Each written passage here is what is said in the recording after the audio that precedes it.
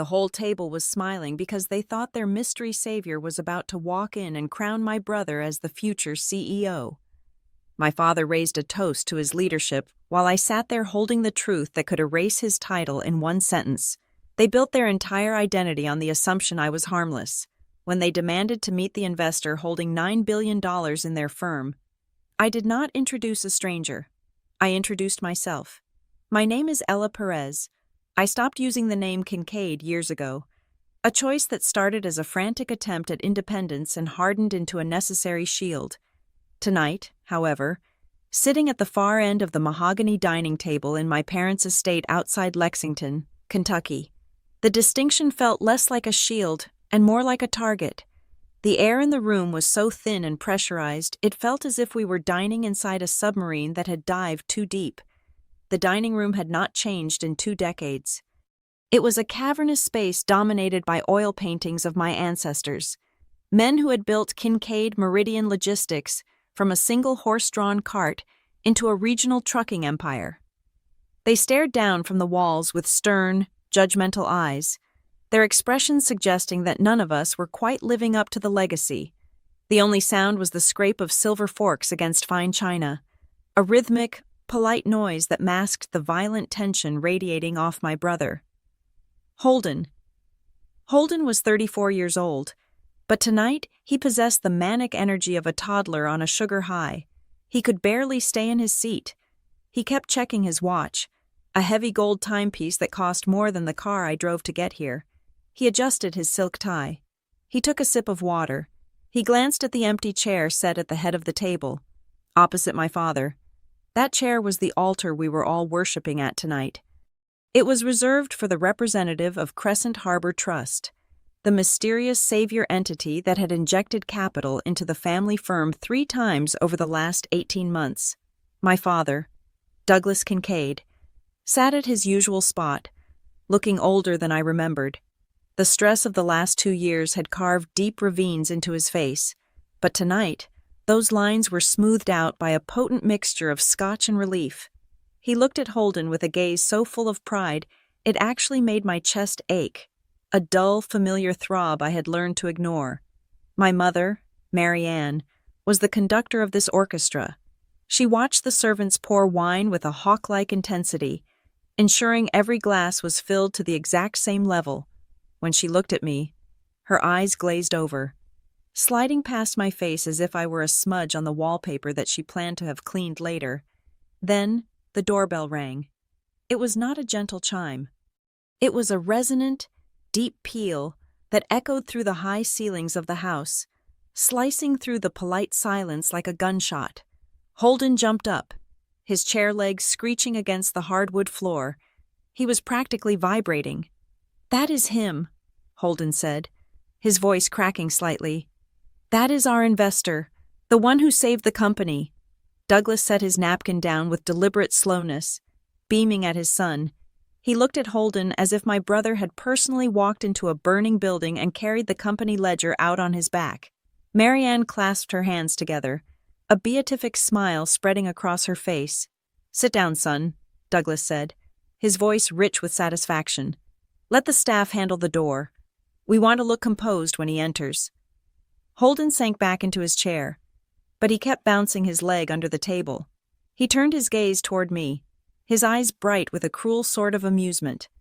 He needed to vent his adrenaline, and I had always been his favorite punching bag. "Still working your little remote job?" Ella Holden asked. He made the word remote sound like a synonym for imaginary. I took a slow sip of water, letting the cold liquid ground me. "I work at Summit Grid." "Holden, you know that, right? Software," he scoffed, waving a hand dismissively. "Making apps or whatever it is you do. It must be nice not having real pressure. You know, actual stakes.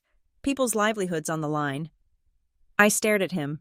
The irony was so thick I could almost taste it, metallic and bitter. He was talking about pressure to the person who had spent every night for the last 2 years analyzing his terrible decisions, reading his debt covenants, and frantically moving funds to cover the payroll he was about to miss. He was talking about stakes to the person who owned the promissory notes that kept the lights on in this house. It pays the bills. I said simply. Marianne chimed in, her voice light and airy, the tone she used when she wanted to be insultingly polite. Well, we are just glad you could make it. Ella, it is good for you to see what real success looks like. Your brother has done a miracle here. I looked at the empty chair again, the extra chair. It loomed large in my vision. They had set it with the best crystal, the heaviest silver. They were expecting a titan of industry. They were expecting a gray-haired man in a bespoke suit who would walk in, shake Douglas's hand, and tell him that Holden was a genius. They were expecting validation. I kept my face perfectly still. The mask was heavy, but I had been wearing it since I was 16. The narrative at the table began to shift, as it always did, into a retelling of history that painted the Kincaid men as infallible heroes. It was touch and go there for a while, Douglas admitted, swirling his scotch. When the fuel prices spiked last year, I thought we might have to sell the fleet. But you didn't, Marianne said, looking at Holden. No, we didn't, Holden said, puffing out his chest. I told you, Dad. I told you that if we just projected confidence, the market would respond. And then I found Crescent Harbor. I almost choked on my water. You found them, I asked, my voice calm, though my pulse was hammering in my throat. Holden smirked. I put the signal out. Ella, in this business, it is all about who you know. I leveraged some connections, made a few calls to private equity channels. I knew we needed a partner who understood the long-term vision, not just some vulture capitalist looking to strip us for parts. Crescent Harbor saw the potential. They saw me. He actually believed it. That was the terrifying part. He had convinced himself that the anonymous emails, the blind trust structures, and the wire transfers from the Cayman Islands were a result of his personal charisma. He did not know that Crescent Harbor was just a shell name I had come up with while staring at a painting of a boat in my living room in Minneapolis. They certainly invested a lot of capital, I said, keeping my eyes on my plate. $9 billion in valuation implies a significant commitment, Douglas said, correcting me with a tone of authority. That is what we are valued at now, thanks to the latest round. And tonight, we are going to finalize the board structure. Douglas looked at Holden with misty eyes. I am going to propose that the investor representative takes a seat on the board, obviously, but I am also going to announce that you, Holden, will be named CEO effective next month. I will stay on as chairman, but it is time. You brought us back from the brink. You deserve the chair. Holden looked like he might cry. Thanks, Dad. I won't let you down. I gripped my fork so hard my knuckles turned white. They were doing it. They were actually going to hand the keys to the kingdom to the arsonist who had set the fire. Holden had not saved the company. He had over-leveraged the fleet to buy a warehouse district that sat empty for 8 months. He had ignored safety compliance audits that nearly cost us our Department of Transportation certification. The only reason the company was solvent was because I had stepped in, quietly, invisibly, purchasing the debt and injecting cash whenever the balance sheet bled red. I had done it to save the workers. I had done it to save the legacy my grandfather built. I had even done it, in some sick, twisted way, to save them from the humiliation of bankruptcy. But they did not see a rescue. They saw a coronation. Marianne turned to me, her smile tight. You should be happy for your brother. Ella, I know it is hard for you, being well, where you are in life, but try not to be so sour. I am not sour. Mother, I said, I am just waiting. Waiting for what? Holden laughed. The dessert cart. Or are you waiting for your little paycheck to clear? The insults were lazy, practiced.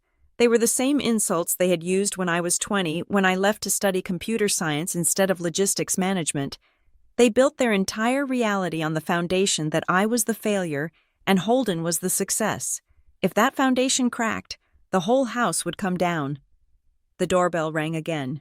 This time, the silence that followed was heavy, awkward. He is late, Douglas grumbled, checking his watch. It is 7:15. Traffic, Holden said quickly, defending his imaginary hero. The drive out from the airport can be brutal, Or maybe he is just making an entrance. Power move. I respect that. Holden looked at me, a sneer curling his lip. He leaned forward, dropping his voice to a conspiratorial whisper that was loud enough for everyone to hear. Probably a bit over your head. Ella, these high-level meetings. If you want to take your plate into the kitchen and eat with the staff once he gets here, no one would blame you. We don't want you to feel uncomfortable when the adults start talking business. The cruelty was breathtaking. It was not just that he wanted me gone. He wanted me to erase myself. He wanted me to agree that I did not belong at my own family's table. I looked at the empty chair. I looked at the heavy oak door that led to the foyer. I could hear the murmur of the housekeeper talking to someone in the hallway. I looked at my father, who was checking his reflection in a spoon, making sure his tie was straight. I looked at my mother, who was arranging the centerpiece, oblivious to the fact that her son was a hollow shell of a businessman. They were so sure, they were so incredibly, arrogantly sure that the universe worked the way they wanted it to. I reached into my blazer pocket and pulled out my phone. Put that away. Ella, Douglas snapped. We have a guest arriving. Show some respect. I ignored him. My thumb hovered over the screen. I had a message draft open to Elena Markham, the high-powered attorney standing on the other side of that front door. She had been waiting in the cold for 5 minutes, as instructed. Holden laughed. Let her text her friends. Dad, probably complaining about how boring we are. I looked Holden dead in the eyes. The air in the room seemed to freeze. For the first time all night, I let the mask slip just a fraction. I let him see the cold, hard calculation underneath. I am not texting a friend, I said softly. Holden faltered. His smile twitched. The doorbell rang a third time. Impatient now. Urgent. Holden looked at the door, then back at me. Confusion rippled across his face, a crack in the porcelain. I pressed send. The message was one word, now. I placed the phone face down on the table with a soft click. Who is it? Marianne asked, looking toward the hallway, sensing the shift in atmosphere. Why aren't they bringing him in? I folded my hands in my lap. I sat up straighter. I occupied the space in my chair not as a daughter, not as a sister, but as the majority shareholder of Kincaid Meridian Logistics. The heavy double doors to the dining room began to open. Holden stood up again, adjusting his jacket, a desperate smile plastered on his face. Here we go, he whispered. I did not stand. I did not smile. I just watched the door. And for the first time in 11 years, I did not feel like background furniture. I felt like the person holding the match. The doors swung wide. The room went silent. But it wasn't the silence of anticipation anymore. It was the silence of a vacuum. The second before the pressure wave hits, Holden's smile froze. The person walking through the door was not a man. It was not a stranger, and she was not alone. My attorney, Elena, stepped into the light, her briefcase in hand, her face unreadable, and behind her, the hallway was empty. There was no investor, there was no savior, there was only the echo of the doorbell, and the sudden, terrifying realization that the only person in the room who knew what was happening was the one they had spent a lifetime ignoring. Douglas looked at Elena, then at Holden, then at me. I am afraid there has been a misunderstanding. Holden stammered, looking past Elena for the man he was expecting. We are waiting for the representative from Crescent Harbor. Elena stopped at the foot of the table. She did not look at Holden. She looked directly at me. I met her gaze and gave a single, imperceptible nod. The dinner was over. The meeting was about to begin. To understand why I sat at that table with a nuclear weapon disguised as a legal document, you have to understand the silence of 11 years ago. It was not the stunned silence of a boardroom ambush. It was the suffocating, cotton-thick silence of a family that had decided you were irrelevant. I was 27 years old. It was Christmas Eve, and the Kincaid estate was dressed in its holiday armor. Garlands of fresh pine wrapped around the banisters, and the smell of roasting goose was heavy enough to coat the back of your throat. I had spent 3 weeks preparing for that night. I did not buy gifts. Instead, I had compiled a 60-page comprehensive analysis of the company's logistics inefficiencies. I had mapped out how integrating a cloud-based fleet management system could cut fuel costs by 12% and reduce driver turnover by optimizing routes. I waited until the dessert course. It was the only time Douglas stopped talking about himself long enough to breathe. I cleared my throat and slid the bound document across the polished oak. I think we are missing a massive opportunity in the Midwest corridor. I said. My voice shook. Just a little.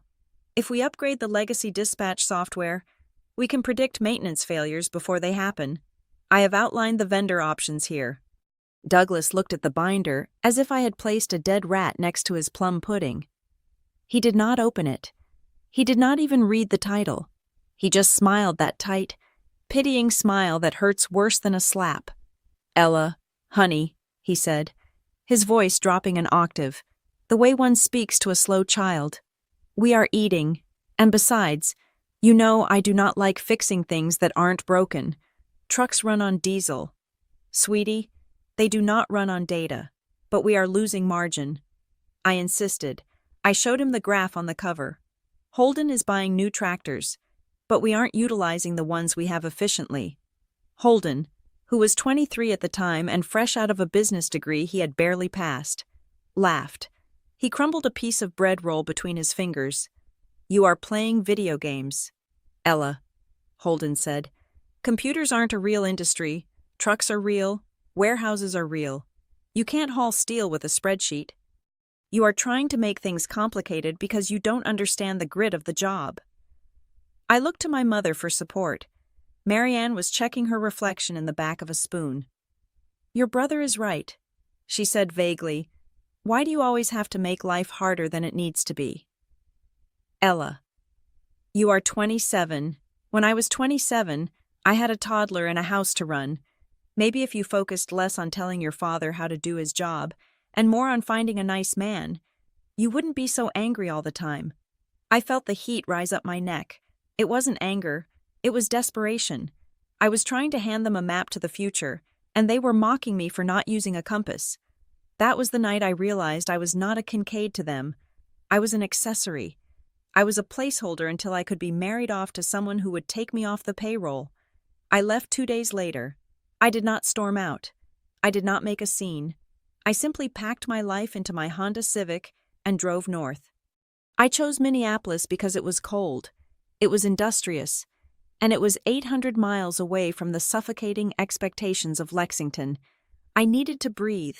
I needed to know if I was actually the incompetent dreamer they said I was, or if I was something else. I landed a job at Summit Grid Software within a week. It was a remote role, unglamorous back-end development and systems architecture. For the first time in my life, nobody cared about my last name. They cared about my code. If my syntax was clean, I was rewarded. If my logic was sound, I was respected. It was a meritocracy, and I drank it in like water in a desert. I lived quietly. I rented a 1-bedroom apartment in a converted flour mill. I drove that same Honda until the rust ate the wheel wells. I wore sweaters I bought on sale and cooked my own meals. To the outside world, I was just another mid-level tech worker living a modest, solitary life. I stopped going home for holidays. I sent cards. I sent generic gifts. I became exactly what they wanted me to be: invisible. Then, 3 years after I left, my grandfather died.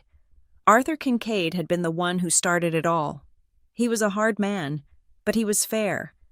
And unlike my father, he respected numbers.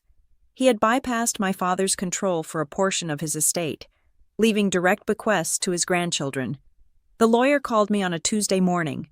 I remember standing in my small kitchen, holding a mug of lukewarm coffee, listening to the dry recitation of the will. To my grandson, Holden.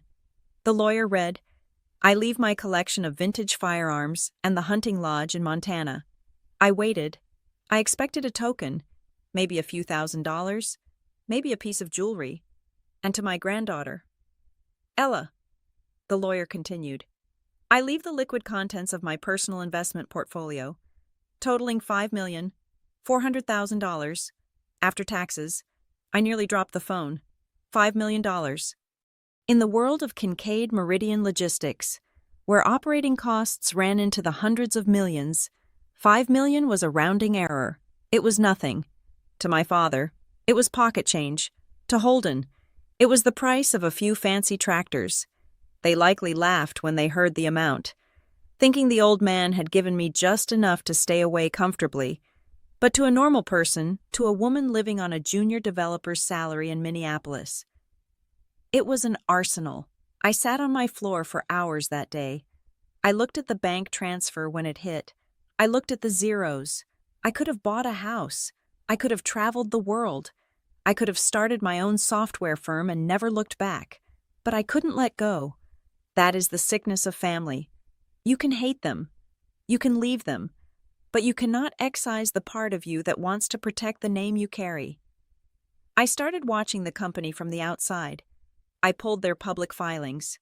I monitored their DOT safety scores.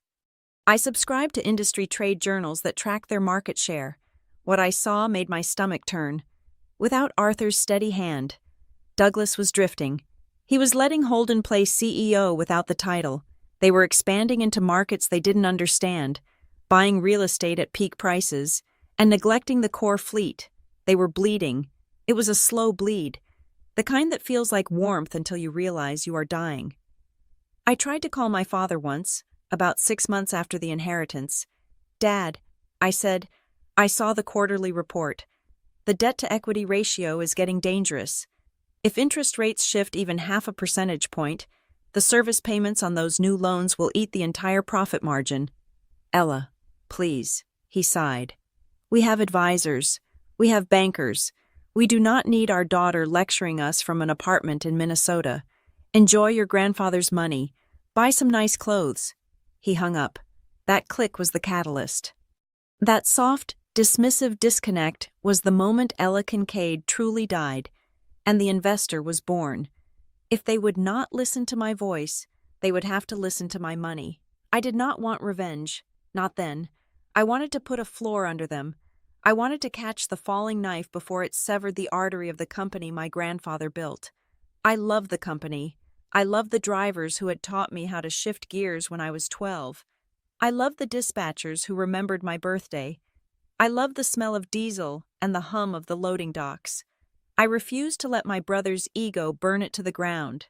So, I formed the Crescent Harbor Trust. I did not do it alone. I hired a trustee, a man named Marcus, who asked no questions as long as the fees were paid. We set up a blind structure.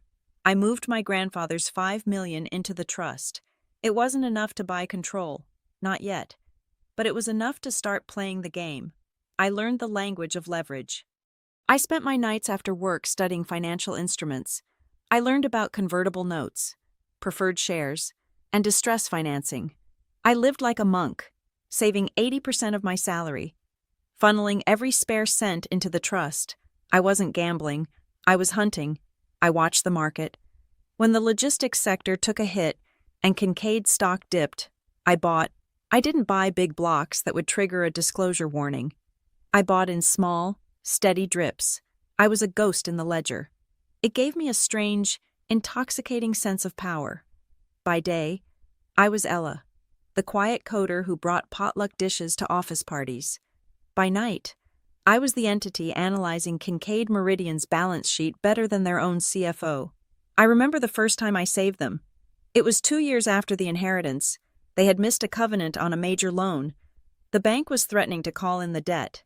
If they did, the company would have faced immediate liquidity issues. Bankruptcy was weeks away. I sat in my apartment, looking at the numbers. I could let them crash. It would serve them right. It would prove I was right. But I thought of the 300 drivers who would lose their pensions. I thought of the legacy. I had Marcus contact the bank. Crescent Harbor Trust offered to buy the debt. We restructured it, gave them breathing room, and took a position in preferred equity as payment. My father threw a party when the deal went through. I saw the photos on social media. Holden was toasting with champagne, taking credit for finding a flexible partner. They had no idea that the flexible partner was the daughter they had told to go find a husband. It wasn't malice that drove me. It was a desperate need to be real. Every share I bought was a brick in a wall of proof. Proof that I existed. Proof that I was competent. proof that I was worthy of the seat at the table they had denied me. But as the years went on, and the bailouts became more frequent, the love began to curdle. I watched Holden buy a boat while the company borrowed money to pay for fuel. I watched my mother remodel the estate kitchen for the third time, while I authorized a bridge loan to cover payroll taxes. The silence of my life in Minneapolis became a waiting room. I was waiting for the inevitable. I knew they would eventually run out of luck.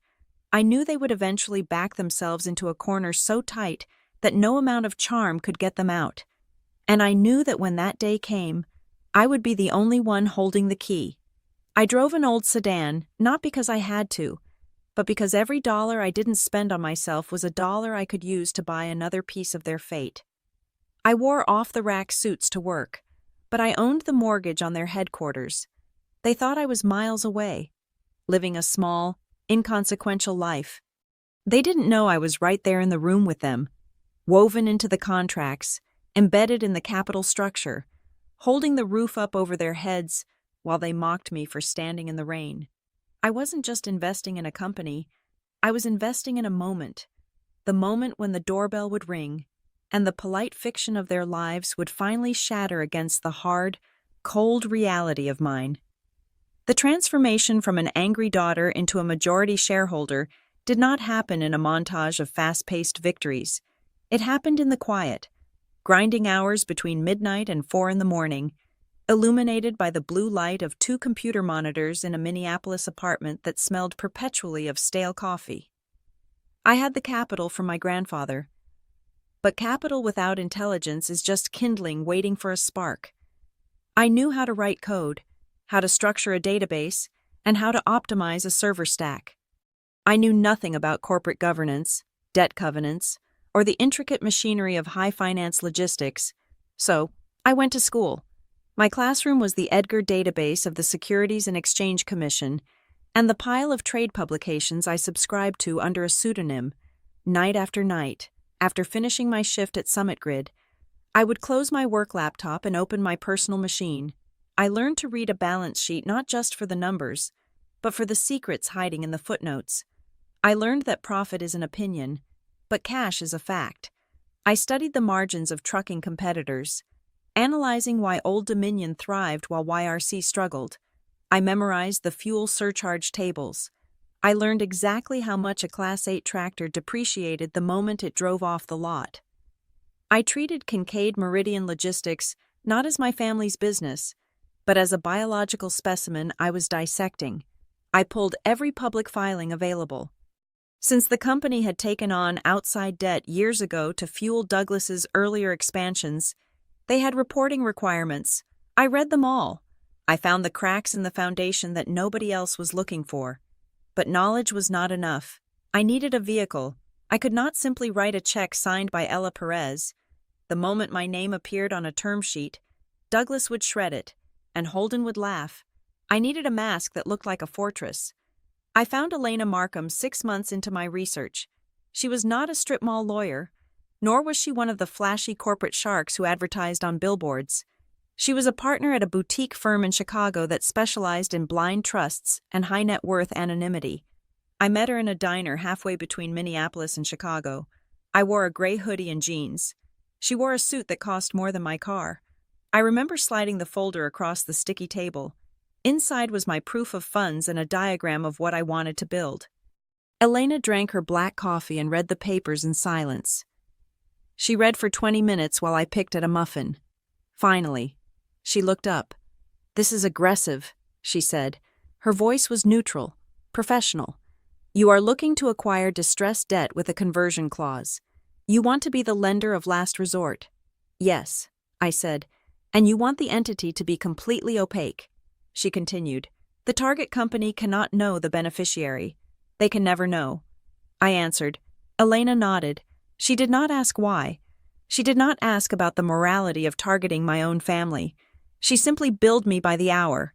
We created the Crescent Harbor Trust the following week.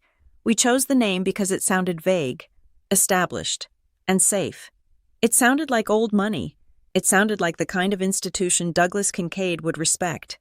We hired a professional trustee service to sign the documents. My name was buried so deep in the paperwork that you would need a subpoena and a forensic accountant to find it. However, the beginning was not a straight line up. I almost lost everything before I even started. Early on, I got arrogant. I saw a fuel futures contract that looked like a sure thing. I thought I could double my grandfather's money in a month by predicting a spike in diesel prices due to a hurricane forecast in the Gulf. I put nearly $500,000 into the position. The hurricane turned east. The fuel prices dropped. The contract expired worthless. I lost $500,000 in 48 hours. I remember sitting on my bathroom floor, staring at the tile, feeling the physical sickness of panic. That was money I could never replace. I had treated the market like a casino, and the house had won. I realized then that I was not smarter than the market. I was small, and I was vulnerable. I stopped gambling that day. I swore I would never again bet on what I thought would happen. I would only invest in what was already broken. I shifted my strategy from speculation to patience. I became a vulture. I waited. I watched the logistics sector enter a recession, when the market hated trucking, when fuel costs were high and shipping volumes were low. That is when I woke up. The first opportunity came 18 months after I started. Kincaid Meridian was facing a liquidity crisis. Holden had convinced Douglas to upgrade the trailer fleet right before a major drop in retail shipping. They had the new trailers, but they did not have the cash to pay the quarterly insurance premiums. If they missed the payment, their operating authority would be suspended. They needed $3 million. Fast. The banks were closed to them because their debt-to-EBITDA ratio was already too high. They were toxic to traditional lenders. I instructed Elena to make the call. Crescent Harbor Trust approached the Kincaid CFO with an offer. We would provide a bridge loan of $3 million. The interest rate was high, 8%, but the terms were quick. The catch was the structure. It was a convertible note. If the company failed to repay the principal within 24 months, or if they missed a covenant, the debt would convert into equity. Specifically, preferred shares with voting rights. They took the money. They had no choice. I remember the adrenaline spike when Elena confirmed the wire transfer. I owned a piece of them. It was a debt piece, but it was a foothold. 6 months later, they needed more. Holden had miscalculated the cost of a new logistics hub in Ohio. They were over budget by $2 million. Again, the bank said no. Again, Crescent Harbor stepped in. This time, I demanded steeper terms. I asked for warrants, the right to buy stock at a fixed price in the future. Douglas signed the papers. He was so relieved to have the cash that he didn't read the fine print about what would happen if the company valuation dropped. The most surreal part was listening to my family talk about me. I still called home occasionally, maintaining the charade of the distant, struggling daughter. During one call, Holden brought up the investor. We have this group out of Chicago. Holden bragged, Crescent Harbor. They are very private, very exclusive. They reviewed our operations and realized we are undervalued. They believe in my vision. Ella, they are pouring millions into the company because they know I am going to take it to the next level. I gripped the phone tight. He had turned a predator into a patron. He had convinced himself that the shark circling the boat was actually a dolphin guiding him to safety. They sound smart, I said, my voice flat. They are, Holden said. They understand that you have to spend money to make money, unlike you. By the way, Mom says you are still driving that 10-year-old Honda. It is embarrassing. Ella, it was embarrassing. Perhaps, to him, to me, it was strategic camouflage. I kept my lifestyle aggressively modest. I stayed in the same apartment. I clipped coupons. I wore clothes until they wore out. My colleagues at Summit Grid thought I was saving for a house or paying off student loans. They had no idea that the woman eating a turkey sandwich in the break room had just authorized a $4 million capital injection into a mid-sized logistics firm. Invisibility was my shield. If I had shown up in a Mercedes or bought a condo in the upscale part of town, questions would be asked. My parents would wonder where the money came from. They would dig, and if they dug, they might find the trust. So I played the part of the poor relation. When I visited for holidays, I let them pay for dinner. I let Marianne slip $100 bill into my pocket and tell me to buy something nice. I took the money and deposited it into the trust account. Every single dollar they gave me out of pity. I used to buy another fraction of their control. The accumulation continued for 3 years. It was a slow strangulation. Every time the company hit a rough patch, a lawsuit from a driver, a spike in insurance costs, a lost contract, Crescent Harbor was there. We were the friendly voice on the phone offering a lifeline, but every lifeline came with a hook. By the time of the dinner party, I had converted the initial notes into equity. I had exercised the warrants. I had bought out a silent partner from the founding days who wanted to retire. I had amassed preferred shares that carried 10 times the voting weight of the common stock my father held. The valuation of $9 billion that Douglas was so proud of, that was real. But what he didn't understand was the cap table. He looked at the top-line number and saw success. I looked at the shareholder registry and saw ownership. I knew the bylaws of the company better than the corporate secretary. I knew that the preferred shares I held gave me the right to appoint the majority of the board if the company missed 3 consecutive quarters of profit targets. They had missed 4. I had been sitting on the trigger for months, waiting for the right moment. I did not want to pull it over an email. I did not want to pull it during a conference call. I wanted to see their faces. I wanted them to see me. The secrecy had been absolute. Elena was the only human being on earth who knew the truth. To the rest of the world, Ella Perez was a nobody. But in the ledger, in the cold, hard mathematics of business, I was the titan they were waiting for. I was the one who had kept the fuel tanks full. I was the one who had paid the drivers. I was the one who had saved the Kincaid legacy from the Kincaids. And as I sat at my desk in Minneapolis, looking at the final consolidation of shares that gave me 51% control, I felt a strange hollowness. It wasn't triumph. It was the heavy, solemn weight of responsibility. Holden thought the investor was coming to crown him.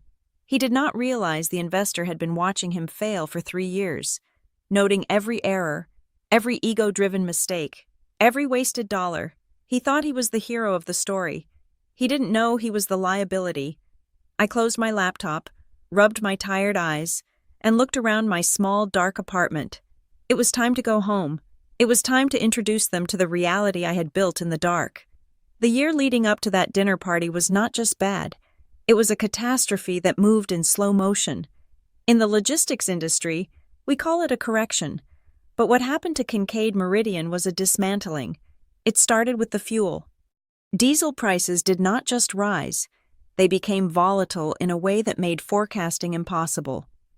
In January, the national average for on-highway diesel spiked 40 cents a gallon in 3 weeks.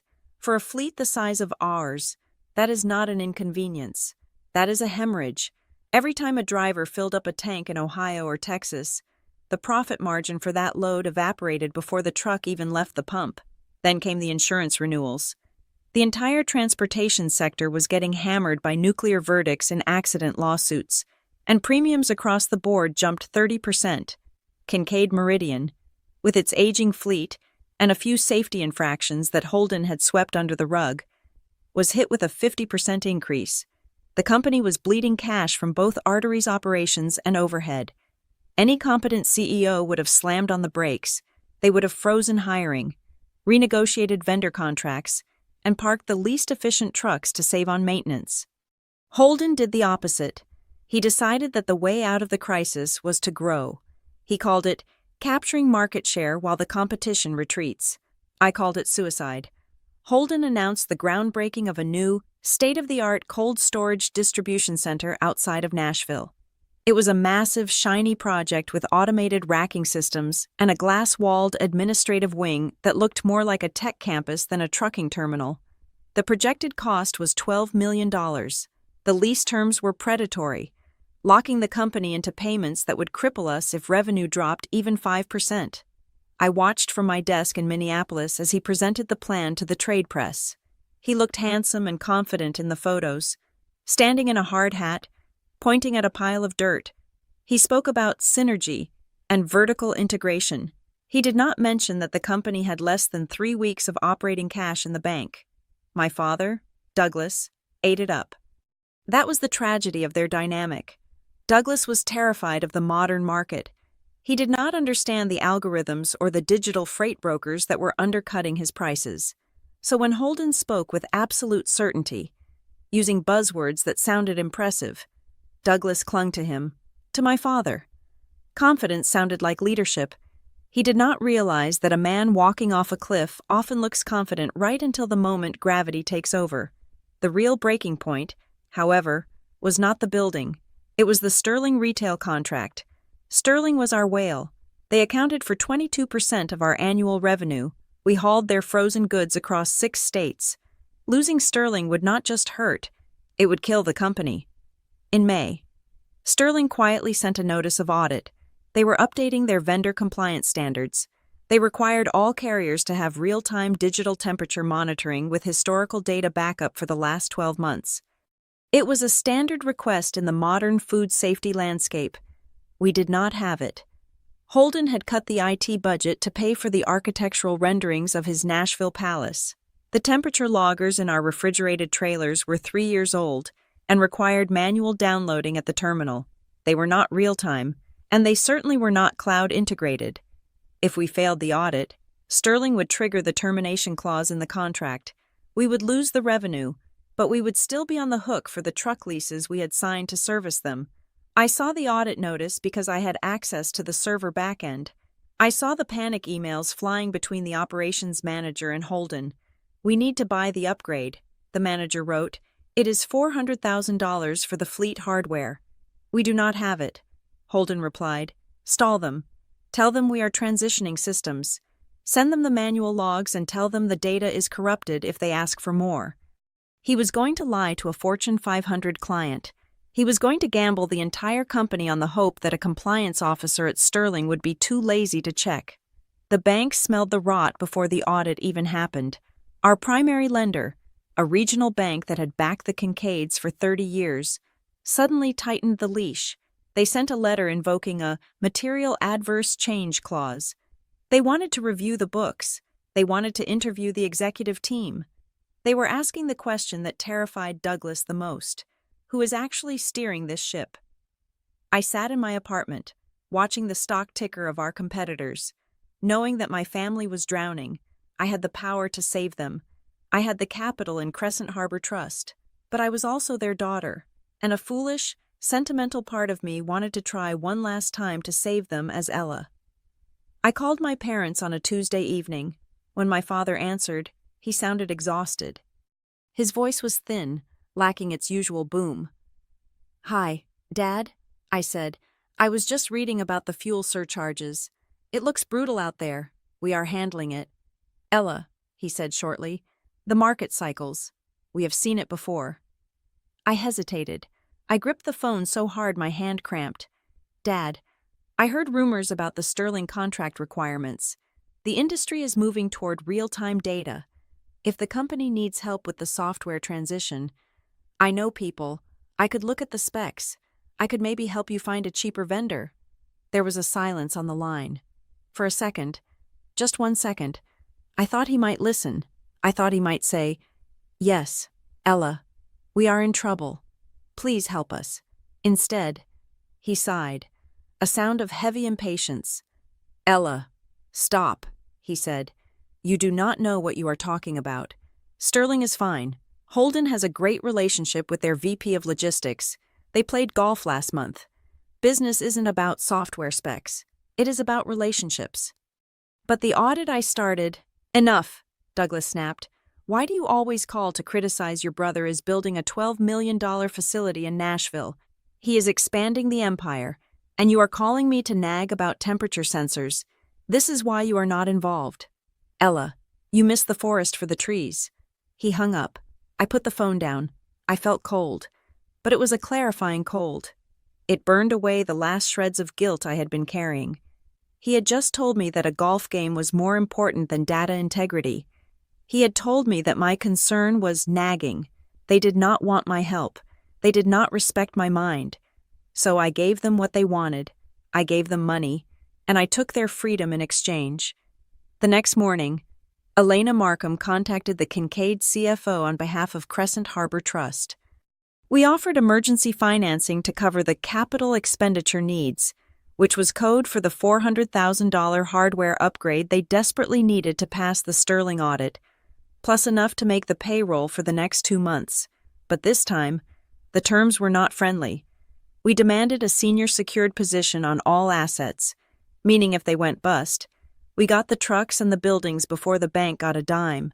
We demanded a strict covenant on operational cash flow, and most importantly, we included a clause that stated if the company failed to meet the new financial targets for 2 consecutive quarters, Crescent Harbor Trust would have the right to appoint a chief restructuring officer with executive authority.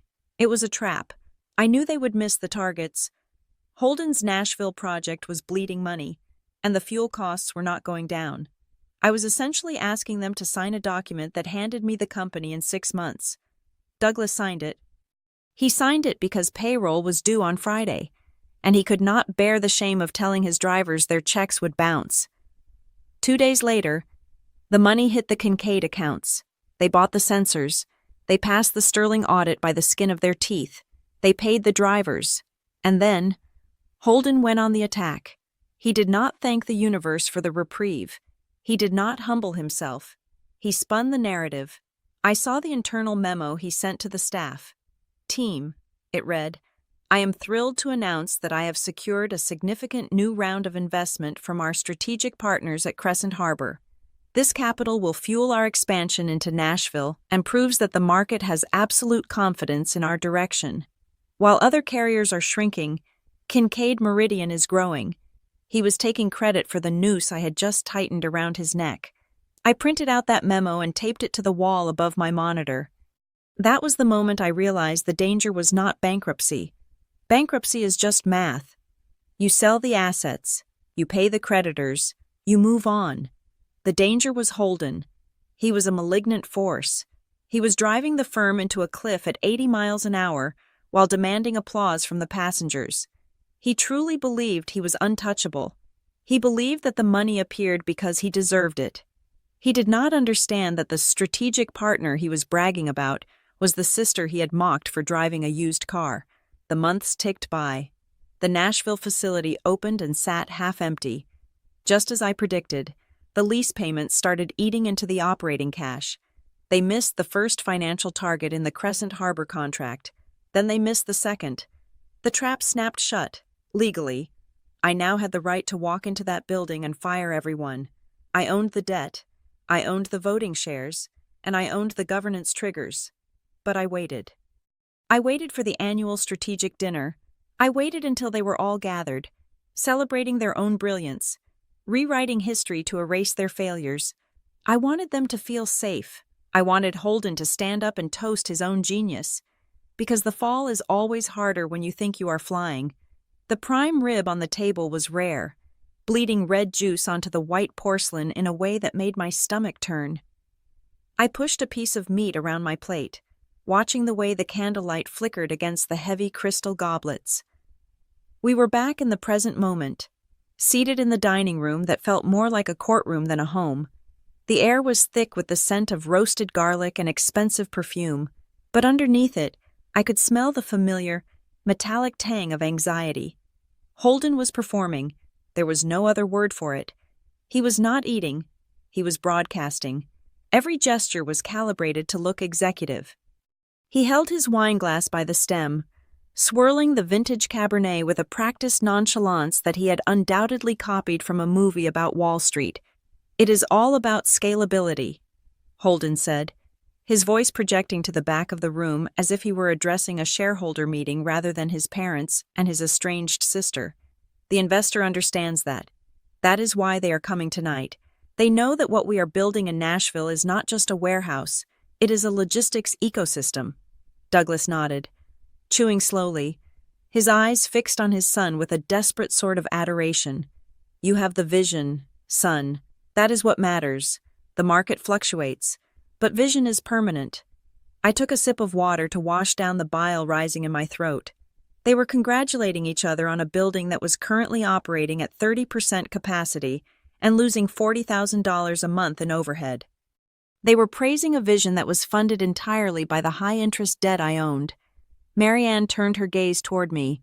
It was a slow, sweeping look that took in my off-the-rack blazer, my unstyled hair, and my lack of jewelry.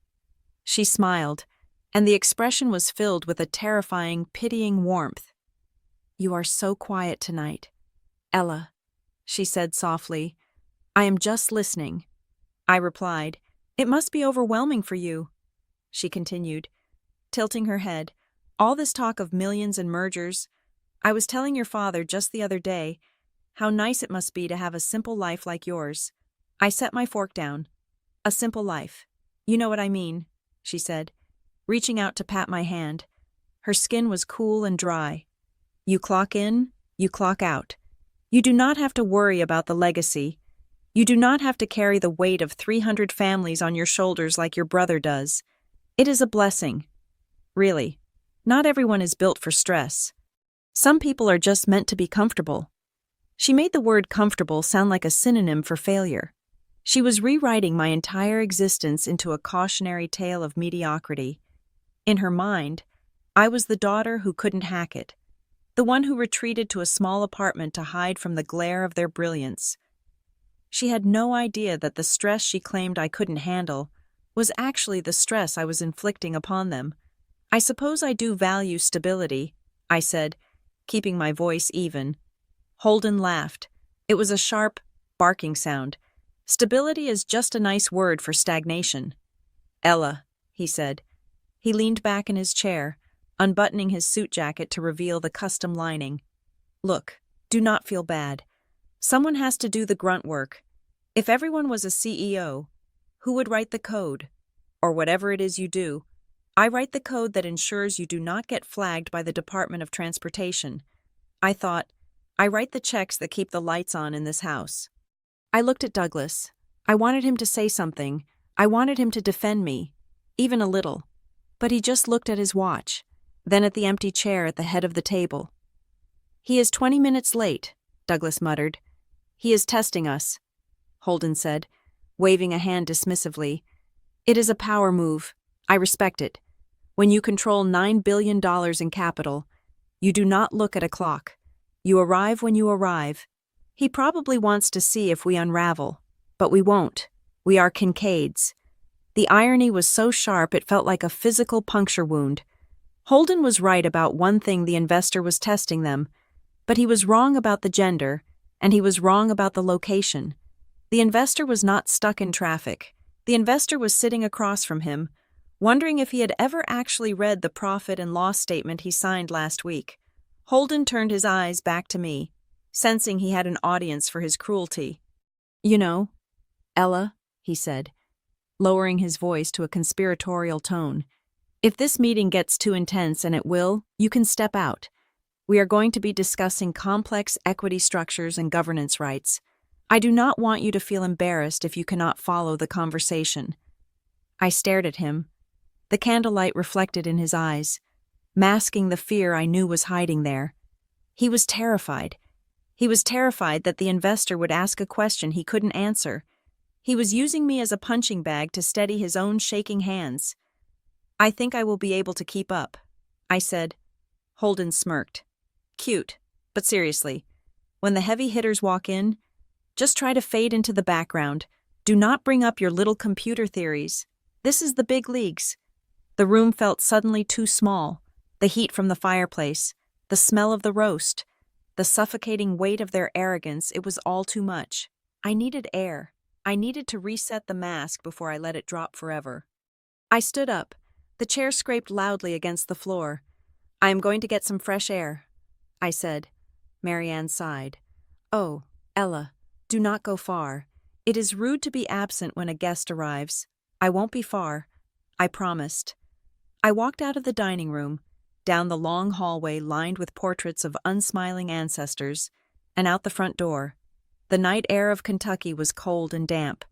It smelled of wet leaves and distant wood smoke. I walked to the edge of the stone porch and gripped the railing. The limestone was rough under my palms, grounding me. I closed my eyes and breathed. I counted backward from 10. For 11 years, I had been the ghost. I had been the shadow. I had let them define me because it was safer than letting them know me. But tonight, the The safety ended. Tonight, the ghost was becoming flesh and bone. I heard the crunch of gravel on the driveway. I opened my eyes. A black sedan had pulled up silently, its headlights cut. It was not a limousine. It was a practical, high-end town car. The back door opened, and a woman stepped out. Elena Markham was 45 years old, with hair the color of steel wool and eyes that could read a contract from across the room. She wore a charcoal suit that was tailored to perfection, and she carried a leather briefcase that looked like it contained secrets of state. She did not smile. She did not wave. She simply walked up the steps to where I stood. She looked at me, searching my face for any sign of hesitation. "Are we doing this?" she asked. Her voice was low, devoid of drama. To her, this was a transaction, a governance correction. I looked back at the house. Through the window, I could see the warm glow of the dining room. I could see Holden pouring another glass of wine. I could see my mother laughing at something Douglas said. They looked like a picture-perfect family. They looked like a fortress that could never be breached. I turned back to Elena. "We are doing this," I said. She nodded once, then she handed me a thick folder from her briefcase. "Here is the voting proxy," she said, "and the deed to the debt." I took the folder. It was heavy. Elena adjusted her jacket. She did not ask if I was okay. She knew that question was irrelevant. She walked to the front door and reached for the handle. But I stopped her. "No," I said. "I will open it." She stepped back, understanding. I took a deep breath. The cold air filled my lungs, sharp and clean. I was not Ella the daughter anymore. I was not Ella the disappointment. I was Crescent Harbor Trust. I turned the brass handle and pushed the heavy oak door open. We walked into the foyer. The house was silent. The servants had retreated to the kitchen. I could hear Holden's voice drifting from the dining room. "I am just saying, Dad," he was booming, "once we get the capital infusion, I am going to buy out that competitor in Ohio. We will dominate the lane." I walked down the hall, my heels clicking on the marble. Elena walked a step behind me, a silent sentinel. We reached the double doors of the dining room. They were closed. I did not knock. I pushed the doors open with both hands. The conversation inside stopped instantly. Holden jumped up from his seat. He smoothed his tie, his face lighting up with that desperate, eager smile. He looked toward the door, his eyes scanning the space at eye level, looking for a tall man, looking for a savior. He saw me first. His smile faltered. Confusion rippled across his face. "Ella," he said, his tone annoyed. "I thought you were outside. Move out of the way. He is—" Then he saw Elena standing behind me. He froze. He looked at Elena, taking in the briefcase, the suit, the absolute lack of deference in her posture. He looked back at me. "Where is he?" Holden asked, his voice tight. "Where is the investor?" Douglas stood up slowly, his napkin falling to the floor. Marianne put a hand to her throat. I walked into the room. I did not go to my seat at the end of the table.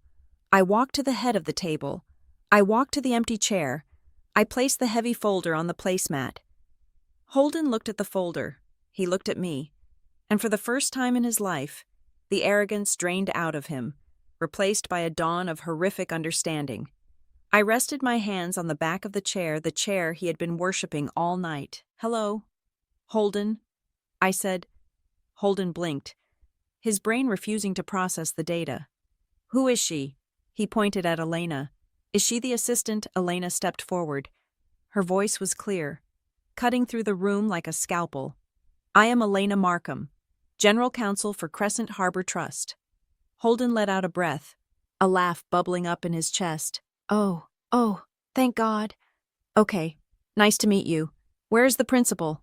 Where is the man in charge?" I pulled the chair out. The sound was loud in the silent room. I sat down at the head of the table. I looked at my father. I looked at my mother. And then I looked at my brother, locking eyes with him. "There is no man." "Holden," I said. The silence that followed was not empty. It was heavy. It was the sound of a worldview shattering. I reached into the folder and pulled out the single sheet of paper that listed the beneficial ownership of the trust. I slid it across the mahogany table until it stopped right in front of him. "Read the name," I said. Holden looked down. He read. He looked up. His face went pale, the blood draining away so fast it looked like he might faint. "No," he whispered. "Yes," I said. I picked up the wine glass that had been set for the investor. I took a sip. "Shall we begin?" The silence that followed Elena's introduction was not the silence of peace. It was the silence of a vacuum, the kind that exists in the split second after an explosion before the sound wave actually hits you. I sat at the head of the table, my hands resting flat on the cool wood, watching the people who had raised me struggle to comprehend the new reality I had just laid before them. Elena Markham remained standing. She did not fidget. She did not look apologetic. She stood with the absolute stillness of a professional who knew she held every ace in the deck. "I am Elena Markham," she repeated, her voice level and devoid of theatricality. "I am the lead counsel and trustee for Crescent Harbor Trust, and as of the filing closed at 4 o'clock this afternoon, I am here to represent the majority shareholder of Kincaid Meridian Logistics." Holden blinked. His brain was misfiring, unable to bridge the gap between the sister he mocked and the power structure being described. Then, his defense mechanism kicked in. He laughed. It was a loud, jagged sound that bounced awkwardly off the high ceilings. He leaned back in his chair, shaking his head, looking around the table as if inviting everyone else to share in the joke. "Okay, wow," Holden said, wiping a tear of mirth from his eye. "You really had me going there for a second. Ella, this is elaborate. I will give you that. Did you hire her? Is she an actress? Because the suit is a nice touch. Very convincing." He looked at Douglas, grinning. "She is trying to get back at us for the jokes. Dad, it is a prank, a bit expensive for someone on her budget, but you have to admire the commitment." Douglas did not laugh. He was staring at Elena, and specifically at the pin on her lapel, the emblem of the American Bar Association's corporate governance section. He knew enough about the legal world to know that the woman standing there was not an actor. The quality of her leather briefcase, the weight of the paper she had placed on the table, the cold intelligence in her eyes, none of that could be rented from a casting agency. "Holden," Douglas said, his voice a low rumble of warning. "Be quiet." Holden ignored him. He was too deep in his denial. "Come on, Dad," Holden insisted. "Look at her. It is Ella. She fixes bugs in software. She lives in a 1-bedroom apartment. She drives a car that barely passes inspection. You really think she is the mysterious billionaire investor? It is absurd. It is actually pathetic that she thinks we would buy this." I did not speak. I simply reached into my pocket and pulled out my phone. I unlocked the screen and navigated to my contacts. I scrolled down to a number I had saved years ago but never used until today. It was the direct line to Walter Henderson, the corporate secretary of Kincaid Meridian. Walter was a man of the old guard, loyal to the bylaws above all else. He was the keeper of the corporate seal, the man who recorded the minutes of every board meeting. I placed the phone in the center of the table, right next to the floral centerpiece. I pressed the speaker button. The dial tone purred through the room, loud and rhythmic. "Who are you calling?" Marianne asked, her voice trembling. "Ella, stop this immediately. It is not funny anymore." The line clicked open. Kincaid Meridian, corporate secretary's office, Walter speaking. His voice was familiar, steady, and confused. It was 8 o'clock at night. He was not expecting a call. "Hello, Walter?" I said. "This is Ella Perez." There was a pause. "Oh. Hello? Ms. Perez? Is everything all right? Is your father with you?" "Yes. He is right here." I said, "But I'm not calling for him. I'm calling to confirm a transaction for the record. Walter, can you please read the top line of the updated shareholder registry that was certified by the transfer agent this afternoon?" Holden rolled his eyes. "This is ridiculous. She probably bribed him." Walter cleared his throat on the other end of the line. I could hear the rustle of paper. "Well, yes," he said. his voice hesitant but clear. "We received the certification at 4:30. The new controlling entity is Crescent Harbor Trust, holding 51% of the voting common stock, along with 100% of the Series A and Series B preferred shares. And what is the current valuation of that position based on the last financing round?" I asked. Walter hesitated again. He sounded uncomfortable, as if saying the number out loud made it too real. "Based on the capitalization table from the last injection, the position is valued at approximately $4.6 billion, with the total company valuation holding at $9 billion. "Thank you, Walter," I said. "That will be all." I ended the call. The silence that returned was different this time. It wasn't empty, it was heavy, like the room had been filled with concrete. Holden sat frozen, his mouth slightly open, the smirk dying a slow, painful death on his lips. He looked at the phone as if it were a venomous snake that had just bitten him. Douglas went pale. It was a terrifying transformation. The ruddy, healthy color of his face drained away in seconds, leaving him looking gray and old. He gripped the edge of the table, his knuckles turning white. He looked at me, really looked at me. For the first time in a decade, he did not see his daughter. He saw a predator. Marianne let out a small, strangled sound. Her hands, which had been perfectly manicured and steady all evening, began to shake violently. She clasped them together to stop the tremors, but her whole body seemed to vibrate with the shock. "It is not possible," Holden whispered. He stood up, knocking his chair back against the wall. It fell with a loud crash, but nobody flinched. "You can't have that kind of money. Grandpa left you $5 million. That is it. You can't turn $5 million into $4 billion. It is mathematically impossible. You are lying. You are running a scam." Elena stepped forward then. She opened her briefcase and pulled out a thick stack of bound documents. She did not toss them. She slid them across the table with precision. They came to a rest directly in front of Douglas. "It is not a scam." "Mr. Kincaid," Elena said, "it is compound interest, aggressive leverage, and 10 years of very smart, very high-risk maneuvering. Here are the audit trails. Here are the purchase orders for the debt. Here are the bank records showing the capital flow from Crescent Harbor into Kincaid Meridian." Douglas opened the file. His hands shook as he turned the pages. He saw the signatures. He saw the dates. He saw the undeniable truth printed in black and white. "You bought the debt," Douglas whispered, his voice hoarse. "When the bank wanted to foreclose in 2019, that was you." "Yes," I said. "And the fuel bridge loan last winter, when we couldn't pay the suppliers." "Yes," I said. "And the expansion financing," Holden shouted, pointing a finger at me. "The money for Nashville. The money that proved I was a genius." I looked at him calmly. "The money that kept you out of prison." "Holden," I corrected him, "you were trading while insolvent. If Crescent Harbor hadn't injected that capital, the auditors would have flagged you for fraud. I didn't fund Nashville because I believed in it. I funded it because if I hadn't, the company would have collapsed, and you would have been liable for gross negligence." Holden recoiled as if I had slapped him. He slumped against the sideboard, looking suddenly small inside his expensive suit. The narrative he had built, the story of the golden boy, the visionary, the chosen one, was disintegrating in real time. He wasn't the hero. He was the damsel in distress, and his sister was the one who had been paying the ransom.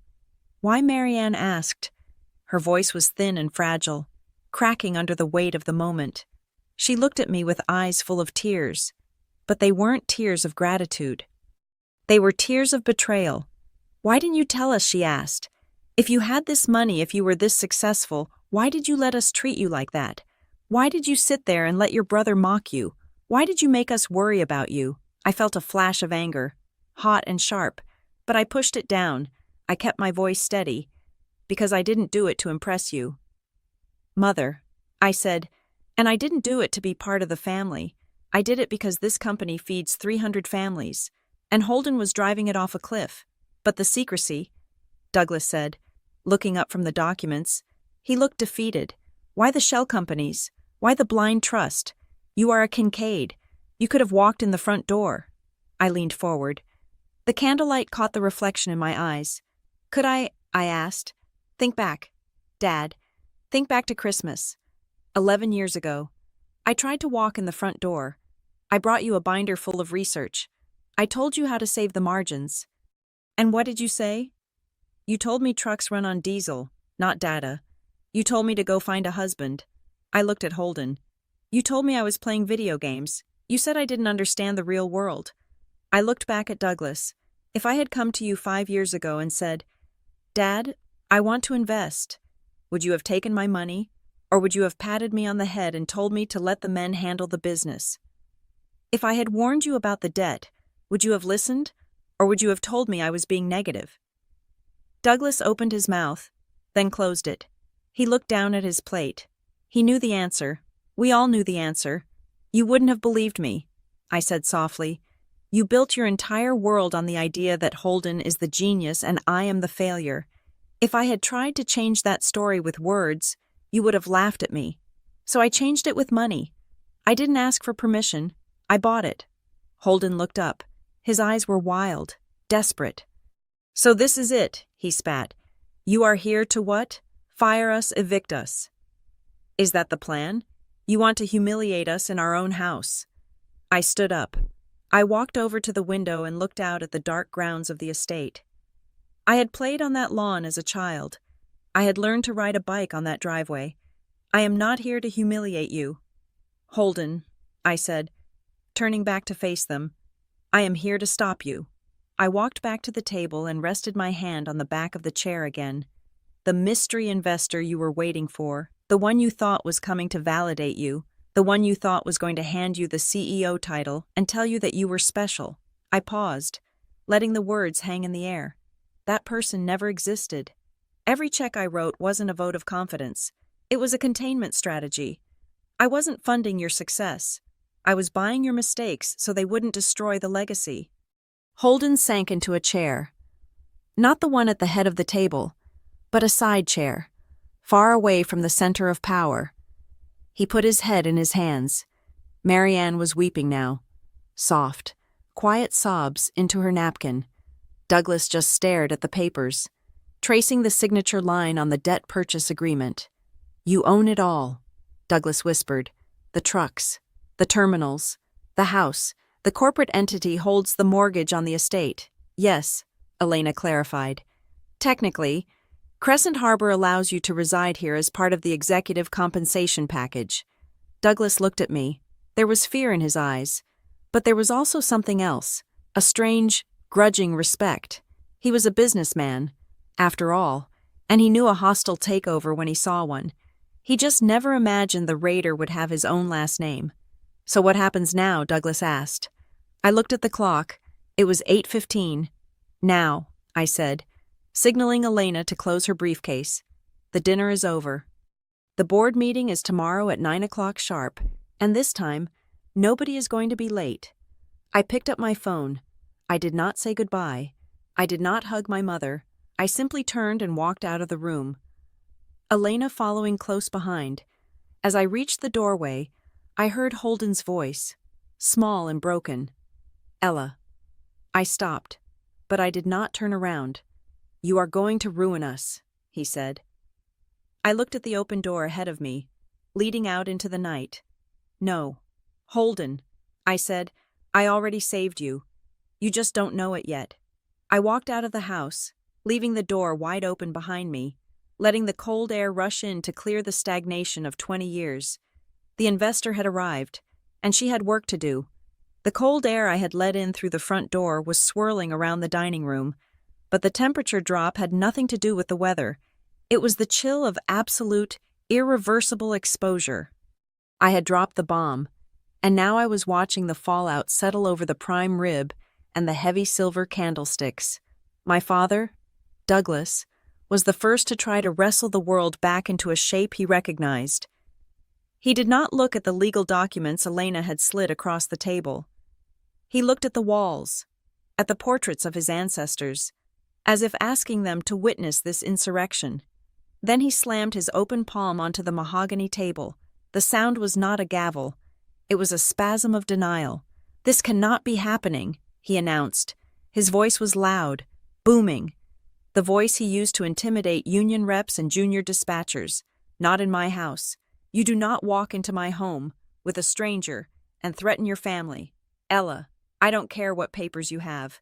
I am your father, and I am the chairman of this board. I watched him, a decade ago.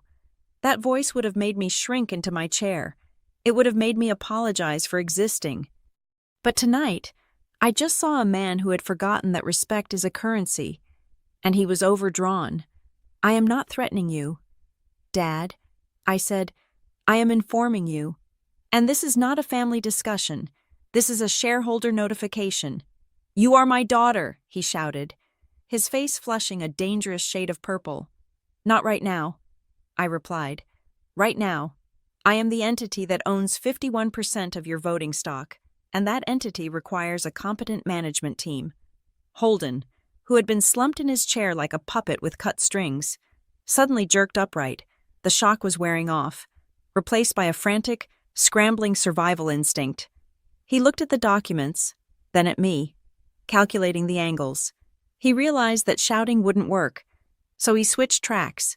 He put on his negotiator face, the one he used when he was trying to lowball a vendor. Okay, let's all take a breath, Holden said, holding up his hands. Ella, seriously, you made your point. You are the investor. That is impressive. I mean it. I underestimated you. We all did. He let out a short, nervous laugh. But let's be real. You don't want to run a logistics company. You are a coder. You live in Minneapolis. You don't know the first thing about managing a fleet of 2,000 trucks. So, here is what we do. We bring you on as a silent partner. We give you a board seat hell. We will give you two. You keep the equity. I keep the CEO title. And we run this thing together, a family dynasty. I looked at him, marveling at the sheer density of his ego. Even with the evidence of his incompetence spread out before him, he still believed he was essential. Holden, I said, my voice quiet. You missed 3 debt covenants in 2 years. You falsified a compliance report to the Department of Transportation. You leased a warehouse for $12 million that is currently housing nothing but dust. I am not looking for a partner. I am looking for accountability. His face hardened. The negotiator vanished, replaced by the bully I had known since childhood. You can't just remove me, he snapped. The board won't support it. They are loyal to Dad. They are loyal to the name. The board has a fiduciary duty to the shareholders. Elena interjected. She had not moved from her spot by the sideboard. Her voice was cool water on a grease fire. And since Ms. Perez is the majority shareholder, the board serves her interests. If they vote to keep a CEO who has demonstrated gross negligence, they will be personally liable for the subsequent lawsuits. We have already prepared the files. Holden turned on her. You shut up. This is between us. It hasn't been between us for a long time. I said, it hasn't been between us since you decided to use the company credit line to cover your personal margin calls. The room went deadly silent. Marianne gasped. She looked at Holden, her eyes wide. Holden? Is that true? Holden's mouth opened and closed. He looked at Douglas, then at his mother, panic flaring behind his eyes. It was a detail I wasn't supposed to know. It was buried deep in the miscellaneous expense accounts, that was a temporary liquidity issue. Holden stammered. I paid it back, mostly. You embezzled corporate funds to gamble on tech stocks. I said, and you lost. And then you had Dad sign off on a consulting fee to cover the hole in the ledger. I looked at Douglas. He refused to meet my eyes. He stared at his wine glass, his shame radiating off him in waves. He knew. Of course he knew. He had covered for the golden boy because admitting Holden was a thief would mean admitting he had bet on the wrong horse. Marianne let out a sob. It was a ragged, wet sound. She put her face in her hands, her shoulders shaking. How could you do this to us? Ella, she cried. Her voice was muffled, but the accusation was clear. Not, how could Holden steal, but how could Ella expose it? We have a reputation in this town. She wept, lifting her tear-streaked face. The Kincaids are pillars of the community. If this gets out, if people know, we will be laughingstocks. You are going to destroy your brother's life over money. Over some trucks, I felt a crack in my chest, a hairline fracture where the old hurt lived, even now, with the truth laid bare. Her first instinct was to protect the image, not the integrity. Her fear wasn't that her son was a criminal. Her fear was that the country club would find out. I am not doing this to destroy him, Mother. I said, I am doing this to save the company from him, and I am doing it to save the 300 employees who would lose their jobs when he inevitably bankrupts the firm next year. You are being cruel, she whispered. You have always been so hard, so unyielding. You could have come to us. We are a family. You could have talked to us. I laughed. It was a dry, humorless sound that hurt my throat. I stood up and walked to the fireplace, leaning against the mantel. The heat of the fire was intense, but I felt cold. I tried. I said, I tried twice. I looked at Douglas. Do you remember June of 2018? I sent you an email. I marked it urgent. I attached a risk assessment of the fuel hedging strategy Holden was using. I told you that if the market turned, we would be exposed to $6 million in losses. Douglas frowned, his brow furrowing. I get a lot of emails. Ella, you replied to it. I said, you wrote back 2 words. Stick to computers. Douglas winced. And then, I continued, my voice trembling slightly. 3 years ago, when you had the liquidity crisis, I called you. I offered to introduce you to a consultant who could help restructure the debt. I didn't say it was me. I just wanted to help. You told me I was nagging. You told me I was jealous of Holden's success. You hung up on me. I walked back to the table and placed my hands on the wood. Leaning in so I was eye level with my father, I didn't hide from you because I wanted to be mysterious. Dad, I hid because every time I showed my face, you told me I didn't belong. You forced me to be a stranger, so I became the most powerful stranger in your life. Douglas looked up at me. His eyes were red-rimmed, watery with age and whiskey and regret. He looked at Holden, who was staring sullenly at the floor. He looked at Marianne, who was lost in her own vanity, and then he looked at me. For a moment, the bluster was gone. The titan of industry was gone. He was just a tired old man realizing he had thrown away the diamond to keep the stone. I didn't see you, he whispered. The words hung in the air, heavy and suffocating. I know, I said, and now it is too late. Elena stepped forward, checking her watch. She was the metronome keeping time in the chaos. Mr. Kincaid, Mrs. Kincaid, she said respectfully but firmly. We have lodged the necessary paperwork with the state. An emergency board meeting has been scheduled for tomorrow morning at 9 o'clock at the corporate headquarters. She looked at Holden. Your attendance is required. Mr. Kincaid, but your voting rights have been suspended pending the outcome of the independent review. Security will have a temporary badge for you at the front desk. Your executive access has been revoked as of 5 minutes ago. Revoked. Holden spat. Standing up again, you locked me out of my own email. We secured the company assets. Elena corrected. I picked up my phone. I did not want to stay for the weeping. I did not want to stay for the bargaining. I had done what I came to do. I am leaving now. I said, I will see you in the boardroom tomorrow. I turned and walked toward the hallway. Elena fell into step behind me. I heard the scrape of footsteps. Fast, angry footsteps. Ella, wait. It was Holden. He followed me out of the dining room, catching up to me in the high-ceilinged foyer, right beneath the crystal chandelier that cost more than my first year's salary. He grabbed my arm. His grip was tight, desperate. I pulled my arm away, stepping back. Don't touch me. Holden stood between me and the door. His face was a mask of sweat and terror. The bravado was gone. The negotiator was gone. This was just raw fear. You can't do this, he hissed, his voice dropping to a whisper so our parents wouldn't hear. You don't understand. I need this. I am the CEO. That is who I am. If you take this away, who am I?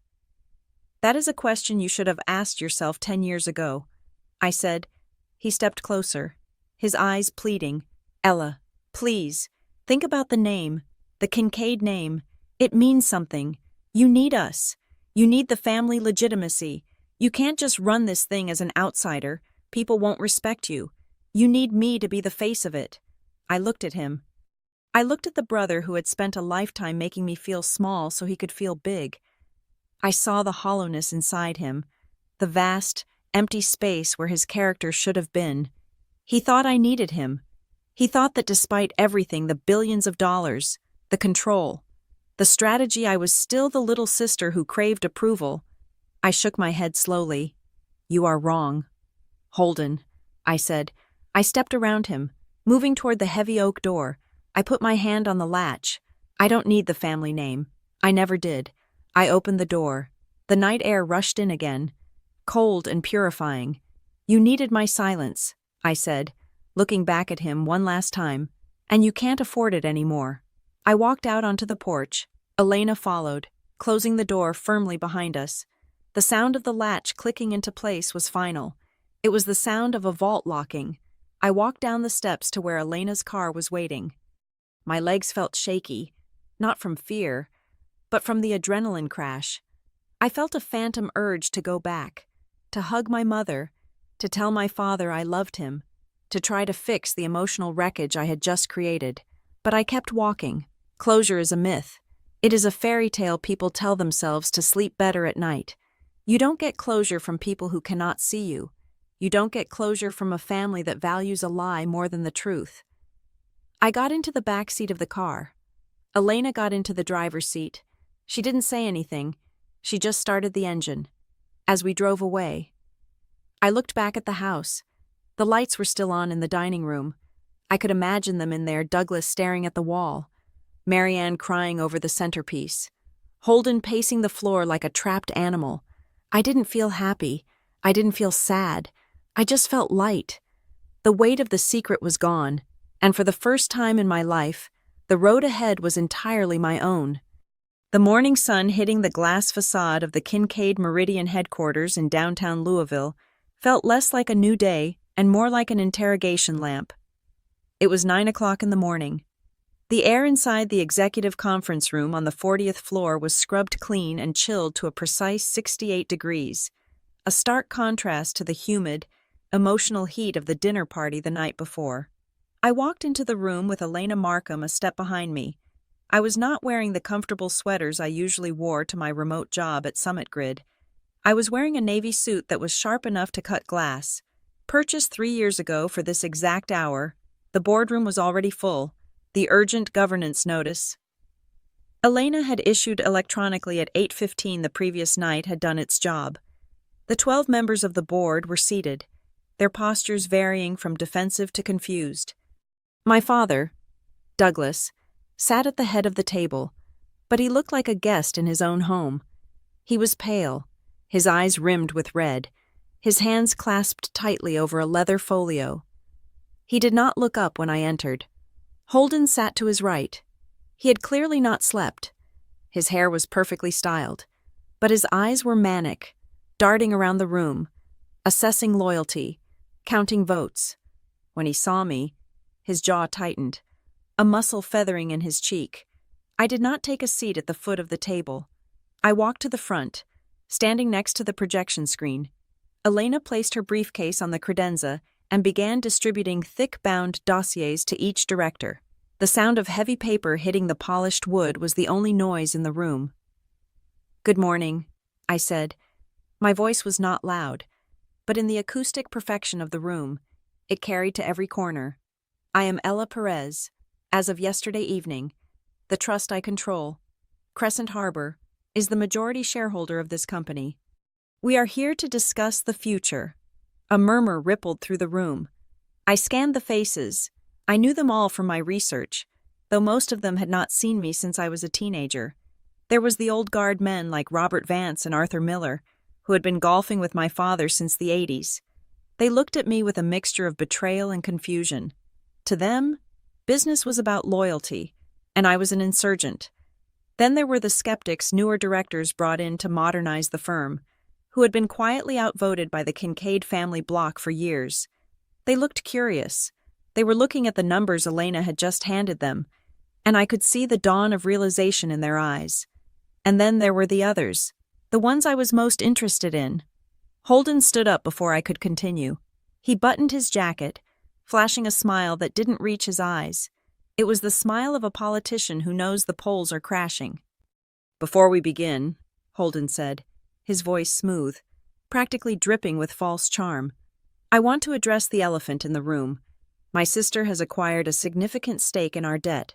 It is a bold move, and honestly, I applaud the initiative. But let's be clear. This is a family matter that has spilled into the boardroom. We appreciate the capital infusion. Ella, really. But operating a logistics network requires experience, not just a checkbook." He looked around the table, trying to make eye contact with his allies. "We cannot let a hostile financial maneuver disrupt our operations." Holden continued, "We are in the middle of a critical expansion in Nashville. We need stability. We need the leadership that has brought us this far." I waited for him to finish. I did not interrupt. I let him hang himself with his own platitudes. When he sat down, looking pleased with his little speech, I signaled to Elena. She tapped a key on her laptop, and the screen behind me illuminated. It was not a slide about family, it was a slide about math. "Stability is exactly why I am here," I said. I pointed to the screen. It displayed a graph of the company's operating cash flow over the last 24 months. It was a nosedive. "This is not a hostile takeover," I said, keeping my tone clinical.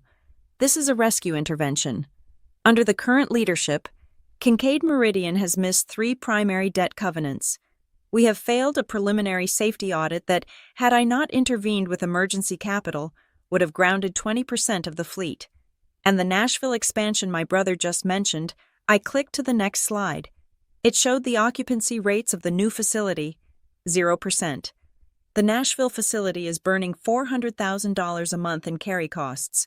I said, it is an empty shell. It was built on a speculative lease that no data supported. Holden slammed his hand on the table. That is a long-term play, he shouted, the charm evaporating instantly. You are looking at quarterly results. You have to look at the 5-year horizon. I am looking at the bankruptcy horizon. Holden, I shot back, and it is 3 months away. The room went silent. The word bankruptcy has a way of sucking the oxygen out of a corporate environment. Robert Vance, one of the old guard, cleared his throat. He looked at Douglas, then at me. Ella, honey, he started, using a diminutive that made my skin crawl. These are serious accusations. Your father has led this company for 40 years. Are you saying he doesn't know what he's doing? I looked at Robert. I respected his loyalty, even if it was misplaced. I am saying that my father trusted the wrong operational data. I said, I am not asking for revenge. I am asking for a governance overhaul. I am demanding a full forensic audit of all related party transactions, lease approvals, and debt exposure. At the mention of related party transactions, I saw 2 heads snap up, William Sterling and Gerald Ford. They were longtime board members, stalwarts of the Kincaid Circle. They had always voted with Holden on his expansion projects. They had always silenced the dissenters, and now I knew why. I clicked the remote again. The screen changed. It displayed a complex web of vendor contracts for the Nashville construction project. I promised you I would bring facts. I said, so let's talk about the construction bids for the new hub. The general contractor, Vector Industrial, was awarded the contract without a competitive bidding process. Their bid was $2 million higher than the industry standard. I looked directly at William Sterling. Vector Industrial is owned by a holding company registered in Delaware. I said, but if you dig through the shell companies, which I did, you find that the primary beneficiary is the brother-in-law of Director Sterling. William's face turned a mottled shade of gray. That is a coincidence. William stammered. I recused myself from that vote. The minutes show you voted yes, I said, holding up a printout. And you failed to disclose the conflict of interest. That is a breach of fiduciary duty. William, it is actionable fraud. I turned my gaze to Gerald Ford and the land lease. I continued. The land in Nashville was purchased from a trust that lists Gerald Ford's wife as a trustee. You sold the company land at 40% above market value. Gerald. The room erupted. The quiet tension shattered into chaos. Directors were shouting over each other. The skeptics were looking at William and Gerald with open hostility. The old guard looked like they had been punched in the stomach. They had tolerated Holden's incompetence because they thought it was just youthful arrogance. They didn't know they were sitting at a table with thieves. Holden stood up again, his face twisted with rage. "This is illegal," he screamed. "You hacked our records. You can't use this. It is public record if you know where to look," I said calmly, "and I am the majority shareholder. I have a right to know where my money went." Holden looked at Douglas. "Dad, do something. She is tearing the board apart." Douglas sat frozen. He looked at William, his friend of 30 years. He looked at Gerald. He saw the guilt written on their faces. He realized that while he was busy playing the patriarch, his loyal friends had been picking his pockets. Douglas closed his eyes. He looked smaller than I had ever seen him. I waited for the noise to die down. It took a full minute. When silence returned, it was fragile and tense. Holden tried one last tactic: intimidation. He walked around the table, approaching me. He was tall, broad-shouldered, used to physically dominating a space. "You are a little girl playing with fire," he hissed, leaning in close to me. "You think these papers make you the boss? The drivers listen to me. The unions listen to me. If you try to push me out, I will burn this place down. I will walk, and I will take the senior staff with me. You will be queen of a graveyard." I did not flinch. I did not step back. I looked him in the eye. "You really think they follow you because they respect you?" I asked softly. "They follow you because they need a paycheck. And right now, I am the only one who can guarantee that check clears next week." A voice spoke up from the far end of the table. "She is right." Everyone turned. It was Silas Thorne. Silas was the director Holden had mocked for years. He was an actuary by trade, a man who wore ill-fitting suits and obsessed over risk tables. Holden called him the bore. Douglas usually ignored him. Silas stood up. He held the dossier Elena had given him. He had already read the executive summary and the financial appendices. "I have reviewed the financing terms from Crescent Harbor," Silas said. His voice was dry, dusty, and absolutely authoritative. "And I have looked at the liquidity ratios Ella has presented. If we do not accept this restructuring, the company will be insolvent within 60 days.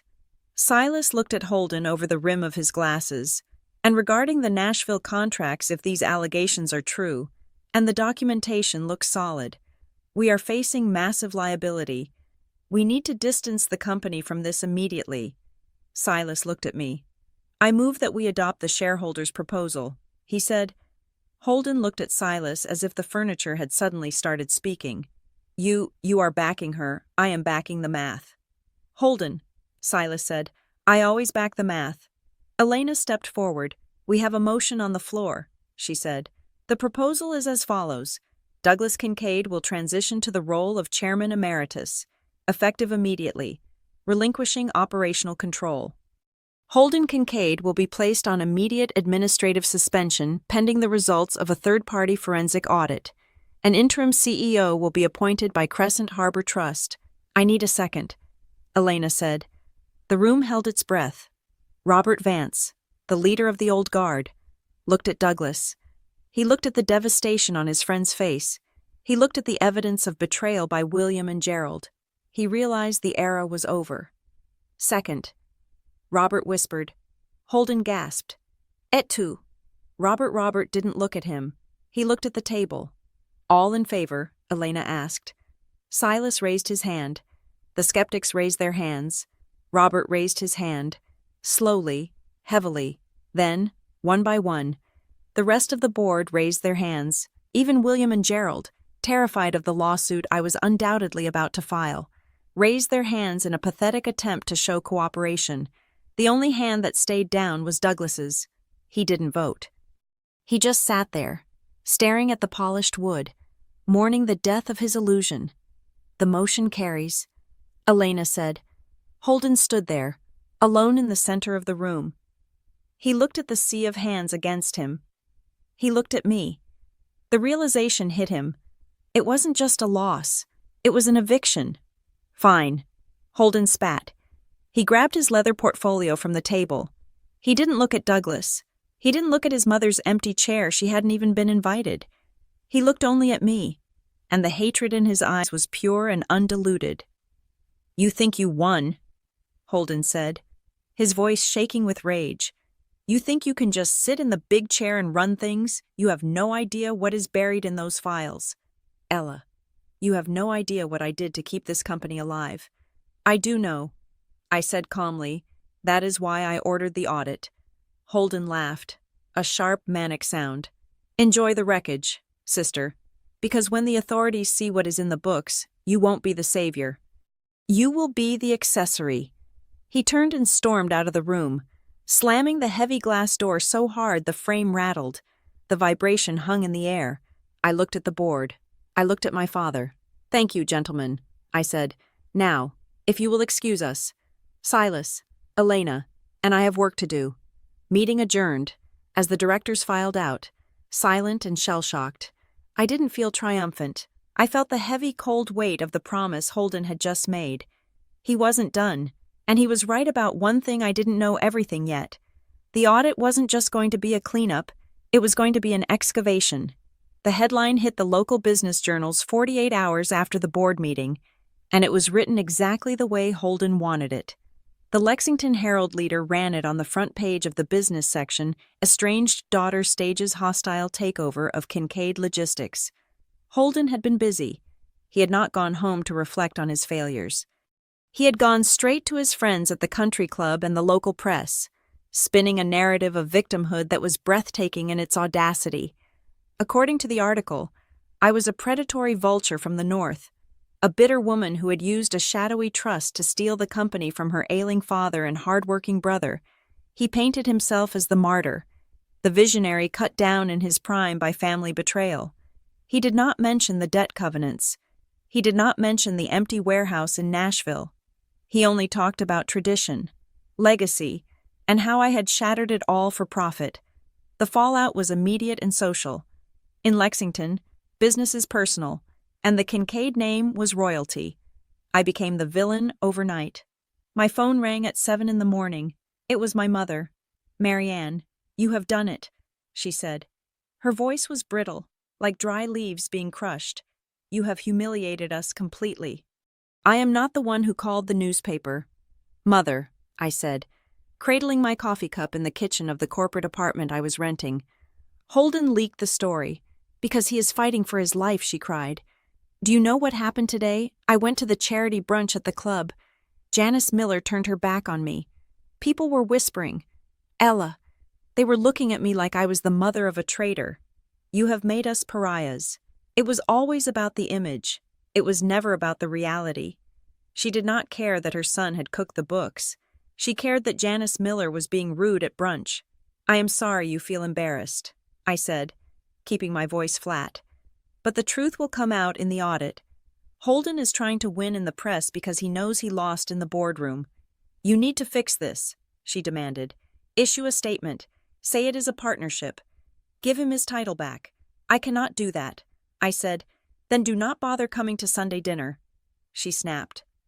"You are not welcome in this house until you make this right." The line went dead. I stared at the phone. It hurt, but it was a dull, old ache, like a fracture that had never healed properly.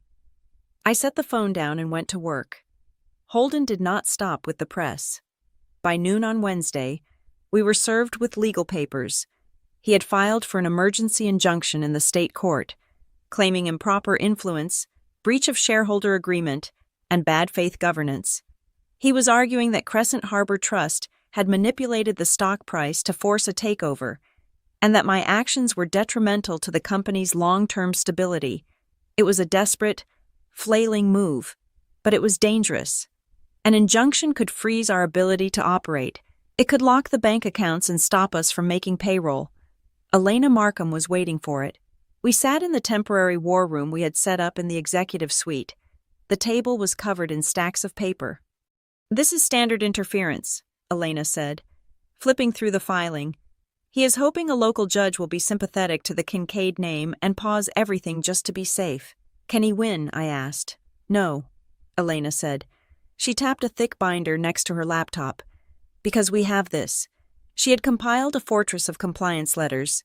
We had the trustee records showing every single purchase order was legal. We had the minutes from the board meeting where the directors, including Holden's own allies, had voted to remove him. We had the debt agreement signed by Douglas himself. We are not going to fight him in the papers, Elena said. We are going to bury him in procedure. I will have this dismissed by Friday. He is alleging bad faith. We have 3 years of emails showing you saving the company from insolvency. That is not bad faith. That is charity. While Elena fought the legal battle, I went hunting for the money. The independent audit team I had hired was tearing through the servers, but I knew where to look. I had spent years analyzing the company from the outside, and now that I was on the inside, I could see the seams in the tapestry. There was something wrong with the lease agreements. The numbers for the fleet leases didn't match the depreciation schedules I had seen in the public filings. There was a discrepancy of nearly $4 million. I tracked the signature on the lease adjustments. It wasn't Holden's. It was Marcus Tate, the chief financial officer.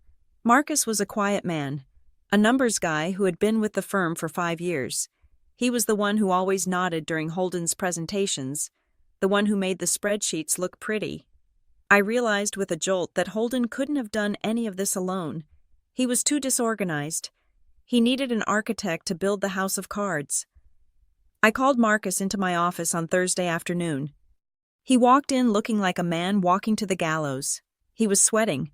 Despite the air conditioning, he carried a notepad, clutching it like a shield. Sit down, Marcus, I said. He sat. He didn't look at me. He looked at the view of the Ohio River out the window. I have been looking at the off-balance sheet vehicles used for the trailer leases. I said, specifically, the ones routed through a subsidiary in Nevada. Marcus flinched. I continued, my voice calm. It looks like you were capitalizing operating expenses to inflate the EBITDA. You were moving maintenance costs into the lease principal. That made the quarterly profits look $2 million higher than they actually were. Marcus stayed silent. He was pale. That is securities fraud. Marcus, I said, and since we have bank debt involved, it is also bank fraud. He finally looked at me. His eyes were terrified. Holden told me it was temporary. Marcus whispered. He said we just needed to get through the expansion phase.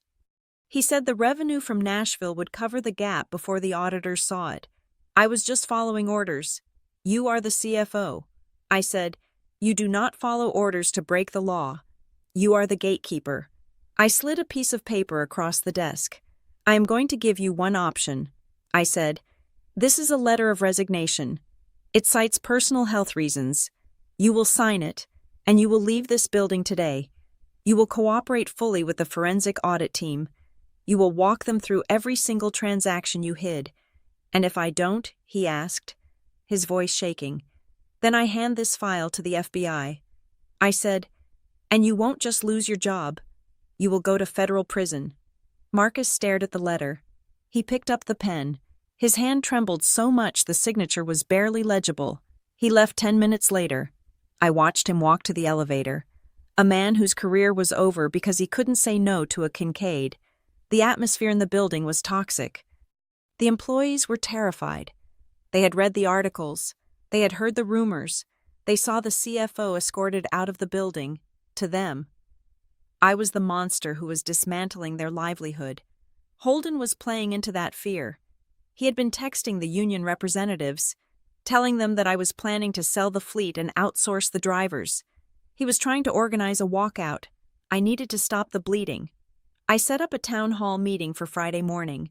I did not rent a hotel ballroom. I did not order catering. I simply sent a link to every employee email address and set up a camera in the conference room. When the red light on the webcam turned on, I saw the participant count climbing. 500, 800, 1,200. They were watching from dispatch centers, from home offices, and from tablets and truck cabs at rest stops across the country. I looked into the lens. I did not smile. I did not try to be charming. My name is Ella Perez, I began. By now, You have read the stories in the paper. You have heard that I am here to strip the company and sell it for parts. I paused. That is a lie. I leaned forward. I am here for one reason: to make sure your paycheck clears next Friday. And the Friday after that, I held up a piece of paper. This is the confirmation of a capital injection I authorized this morning. It covers payroll, benefits, and the 401k match that hasn't been paid in 3 months. I saw the chat box on the side of the screen scrolling wildly. People were asking about the 401k. They didn't know it hadn't been funded. Holden had hidden that too. My brother, Holden Kincaid, has been suspended because the company was out of money. I said bluntly. We were weeks away from closing the doors.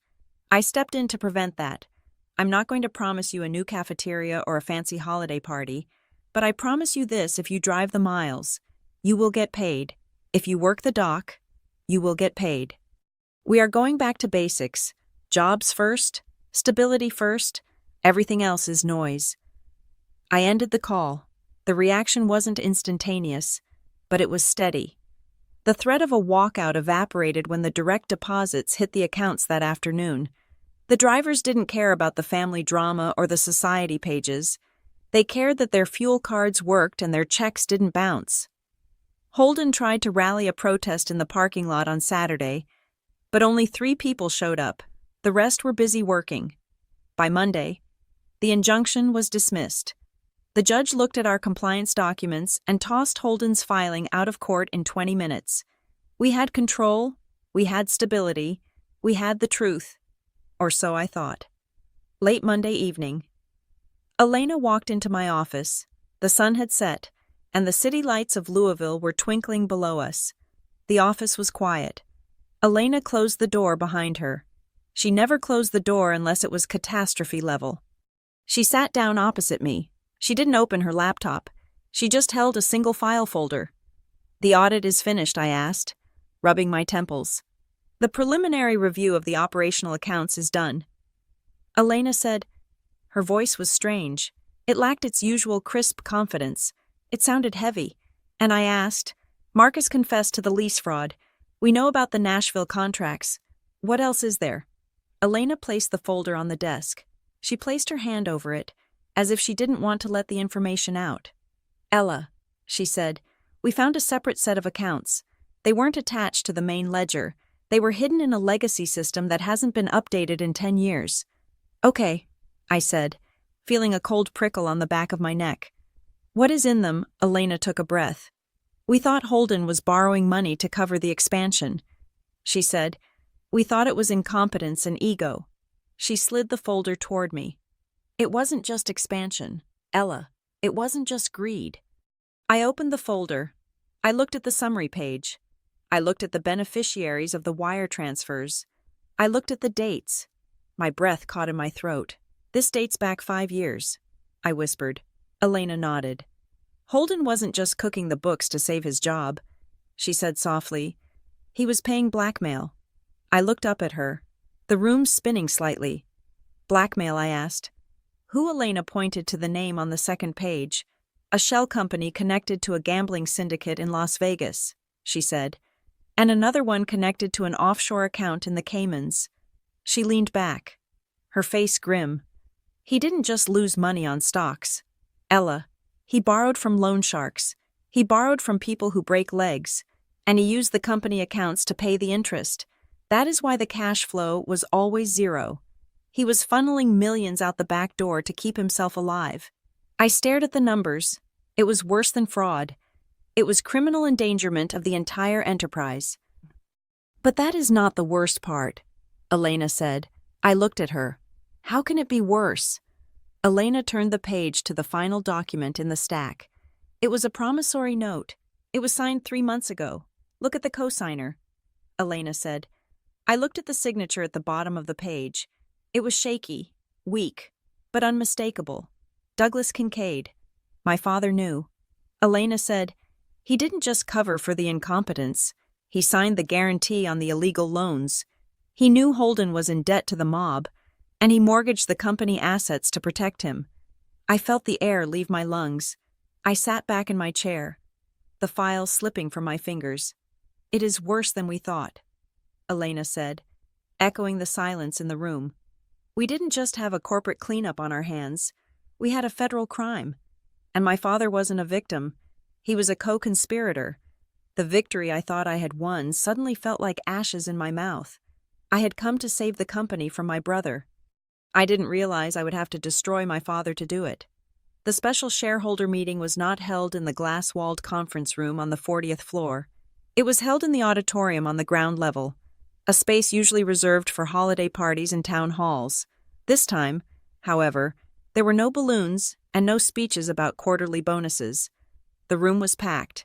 Every chair was filled with board members, legal counsel, key investors, and the senior management team. The air conditioning was humming, but it could not scrub the scent of impending doom from the air. I stood at the podium. To my right sat Elena Markham, her face composed and terrifyingly neutral. To my left sat the independent auditor, a man named Saracen, who had spent the last 72 hours dissecting the corpse of Kincaid Meridian's finances. My father, Douglas, and my brother, Holden, sat in the front row. They were not on the stage. For the first time in the history of the company, the Kincaid men were part of the audience, looking up at the leadership rather than looking down on the workers. I did not waste time with pleasantries. We are here to review the final findings of the forensic audit. I said. My voice echoed slightly in the large room. The investigation is complete. What we found is not a case of bad luck. It is not a case of market volatility. It is a case of systemic theft and catastrophic failure of governance. I nodded to Saracen. He stepped up to the microphone. He did not use euphemisms. We have uncovered a network of self-dealing contracts totaling $42 million over the last 5 years. Saracen stated. These contracts were awarded to shell companies controlled by Holden Kincaid. Furthermore, we have traced $12 million in unauthorized wire transfers to offshore accounts in the Cayman Islands and an unregulated lending syndicate in Nevada. A gasp went through the room. It wasn't a theatrical gasp. It was the sound of 50 people realizing their stock options might be worthless. Holden stood up. He had to. It was the instinct of a drowning man trying to climb onto a piece of driftwood. I was doing it for the company, he shouted, turning to face the shareholders. You do not understand the pressure we were under. The banks cut us off. I had to go to alternative lenders to keep the fleet moving. I took those loans to pay for fuel. I took the risks to keep your jobs safe. I stepped back to the microphone. That is a lie. Holden, I said. I pressed a button on the console. The massive screen behind me lit up. It showed a split-screen comparison. On the left was the date of a $2 million wire transfer from the alternative lender. On the right was the bank record of Holden's personal brokerage account receiving a deposit of $1.8 million the very next day. You didn't borrow money to buy fuel, I said, my voice cutting through his defense like a laser. You borrowed money to cover your personal gambling debts and your failed day trading losses. And when you couldn't pay the sharks back, you embezzled company funds to pay the interest. You didn't leverage the company to save us. You mortgaged our future to save your own skin. Holden stared at the screen. The proof was 50 feet tall. There was no spinning it. There was no charm that could dismantle the math. He sank back into his chair, effectively shrinking until he looked like a child wearing his father's suit. But the hardest truth was yet to come. I looked at Douglas. He was staring at his hands, his shoulders hunched. He looked like a man who had been carrying a stone mountain on his back for a decade and had finally collapsed. The audit revealed one more thing, I said, softening my voice just a fraction. I clicked the remote. The screen changed to display a series of corporate guarantees.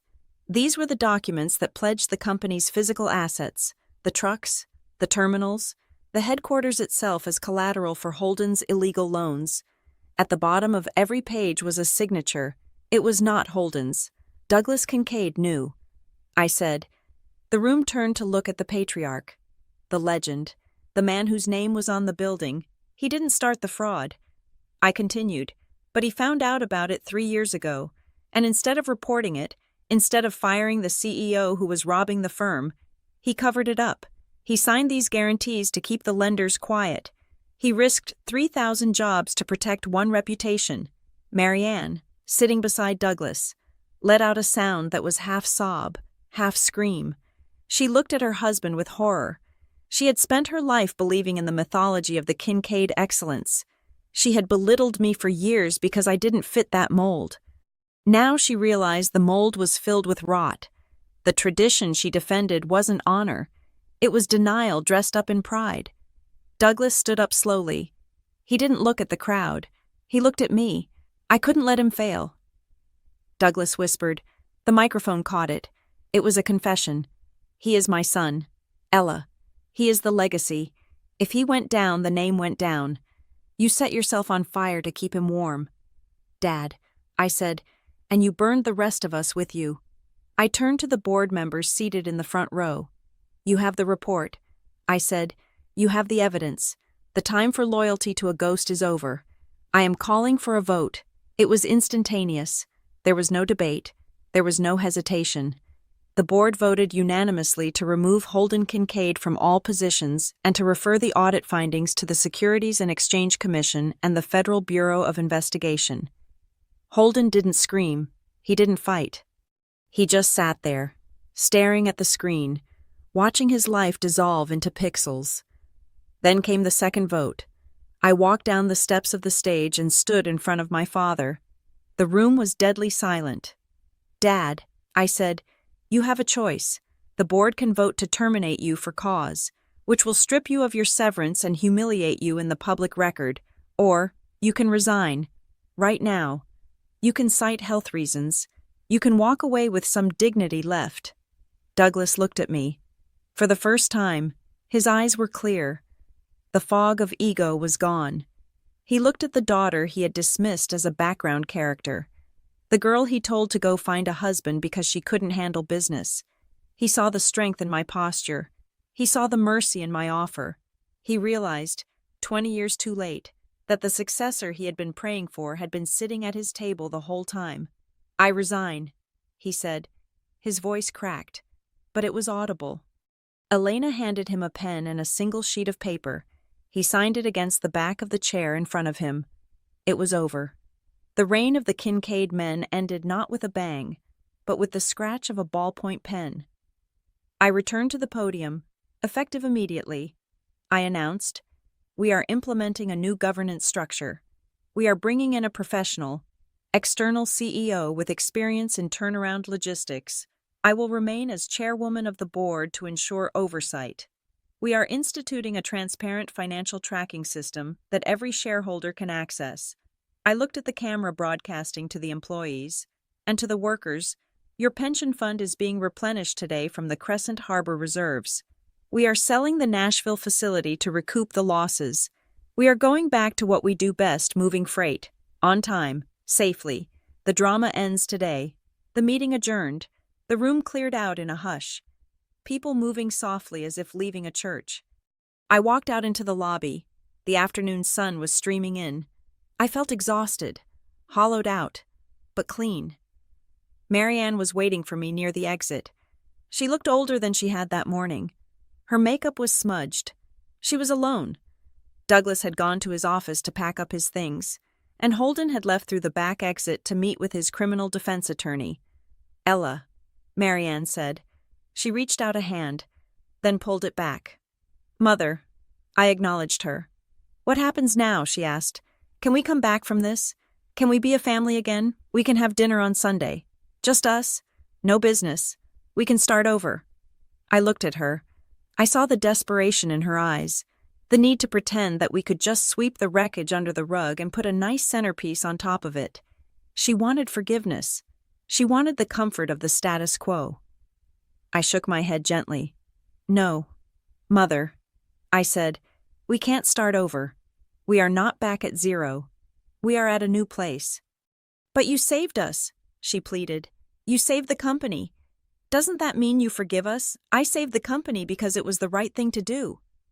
I said, forgiveness is something else. Forgiveness requires change, and I need to see if you can respect me without my checkbook before I sit at your table again. I stepped past her, moving toward the glass doors. I won't be coming to dinner this Sunday, I said. Or next Sunday. I will call you when I'm ready. I didn't wait for her answer. I walked out of the building. My car was waiting at the curb. Elena was already in the passenger seat, tapping away on her phone, managing the transition.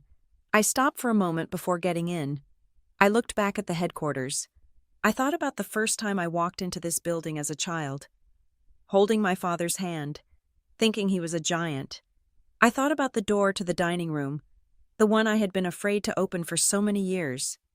The story began with a doorbell ringing, with me on the inside wishing I was someone else.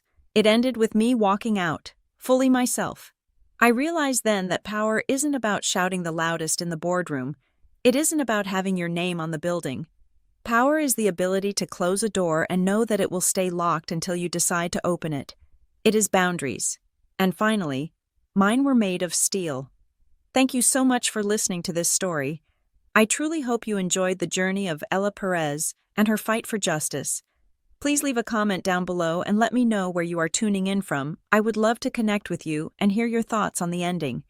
If you enjoyed this revenge drama, please make sure to subscribe to the Maya Revenge Stories channel, like this video, and hit that hype button so we can share this story with even more people. See you in the next one.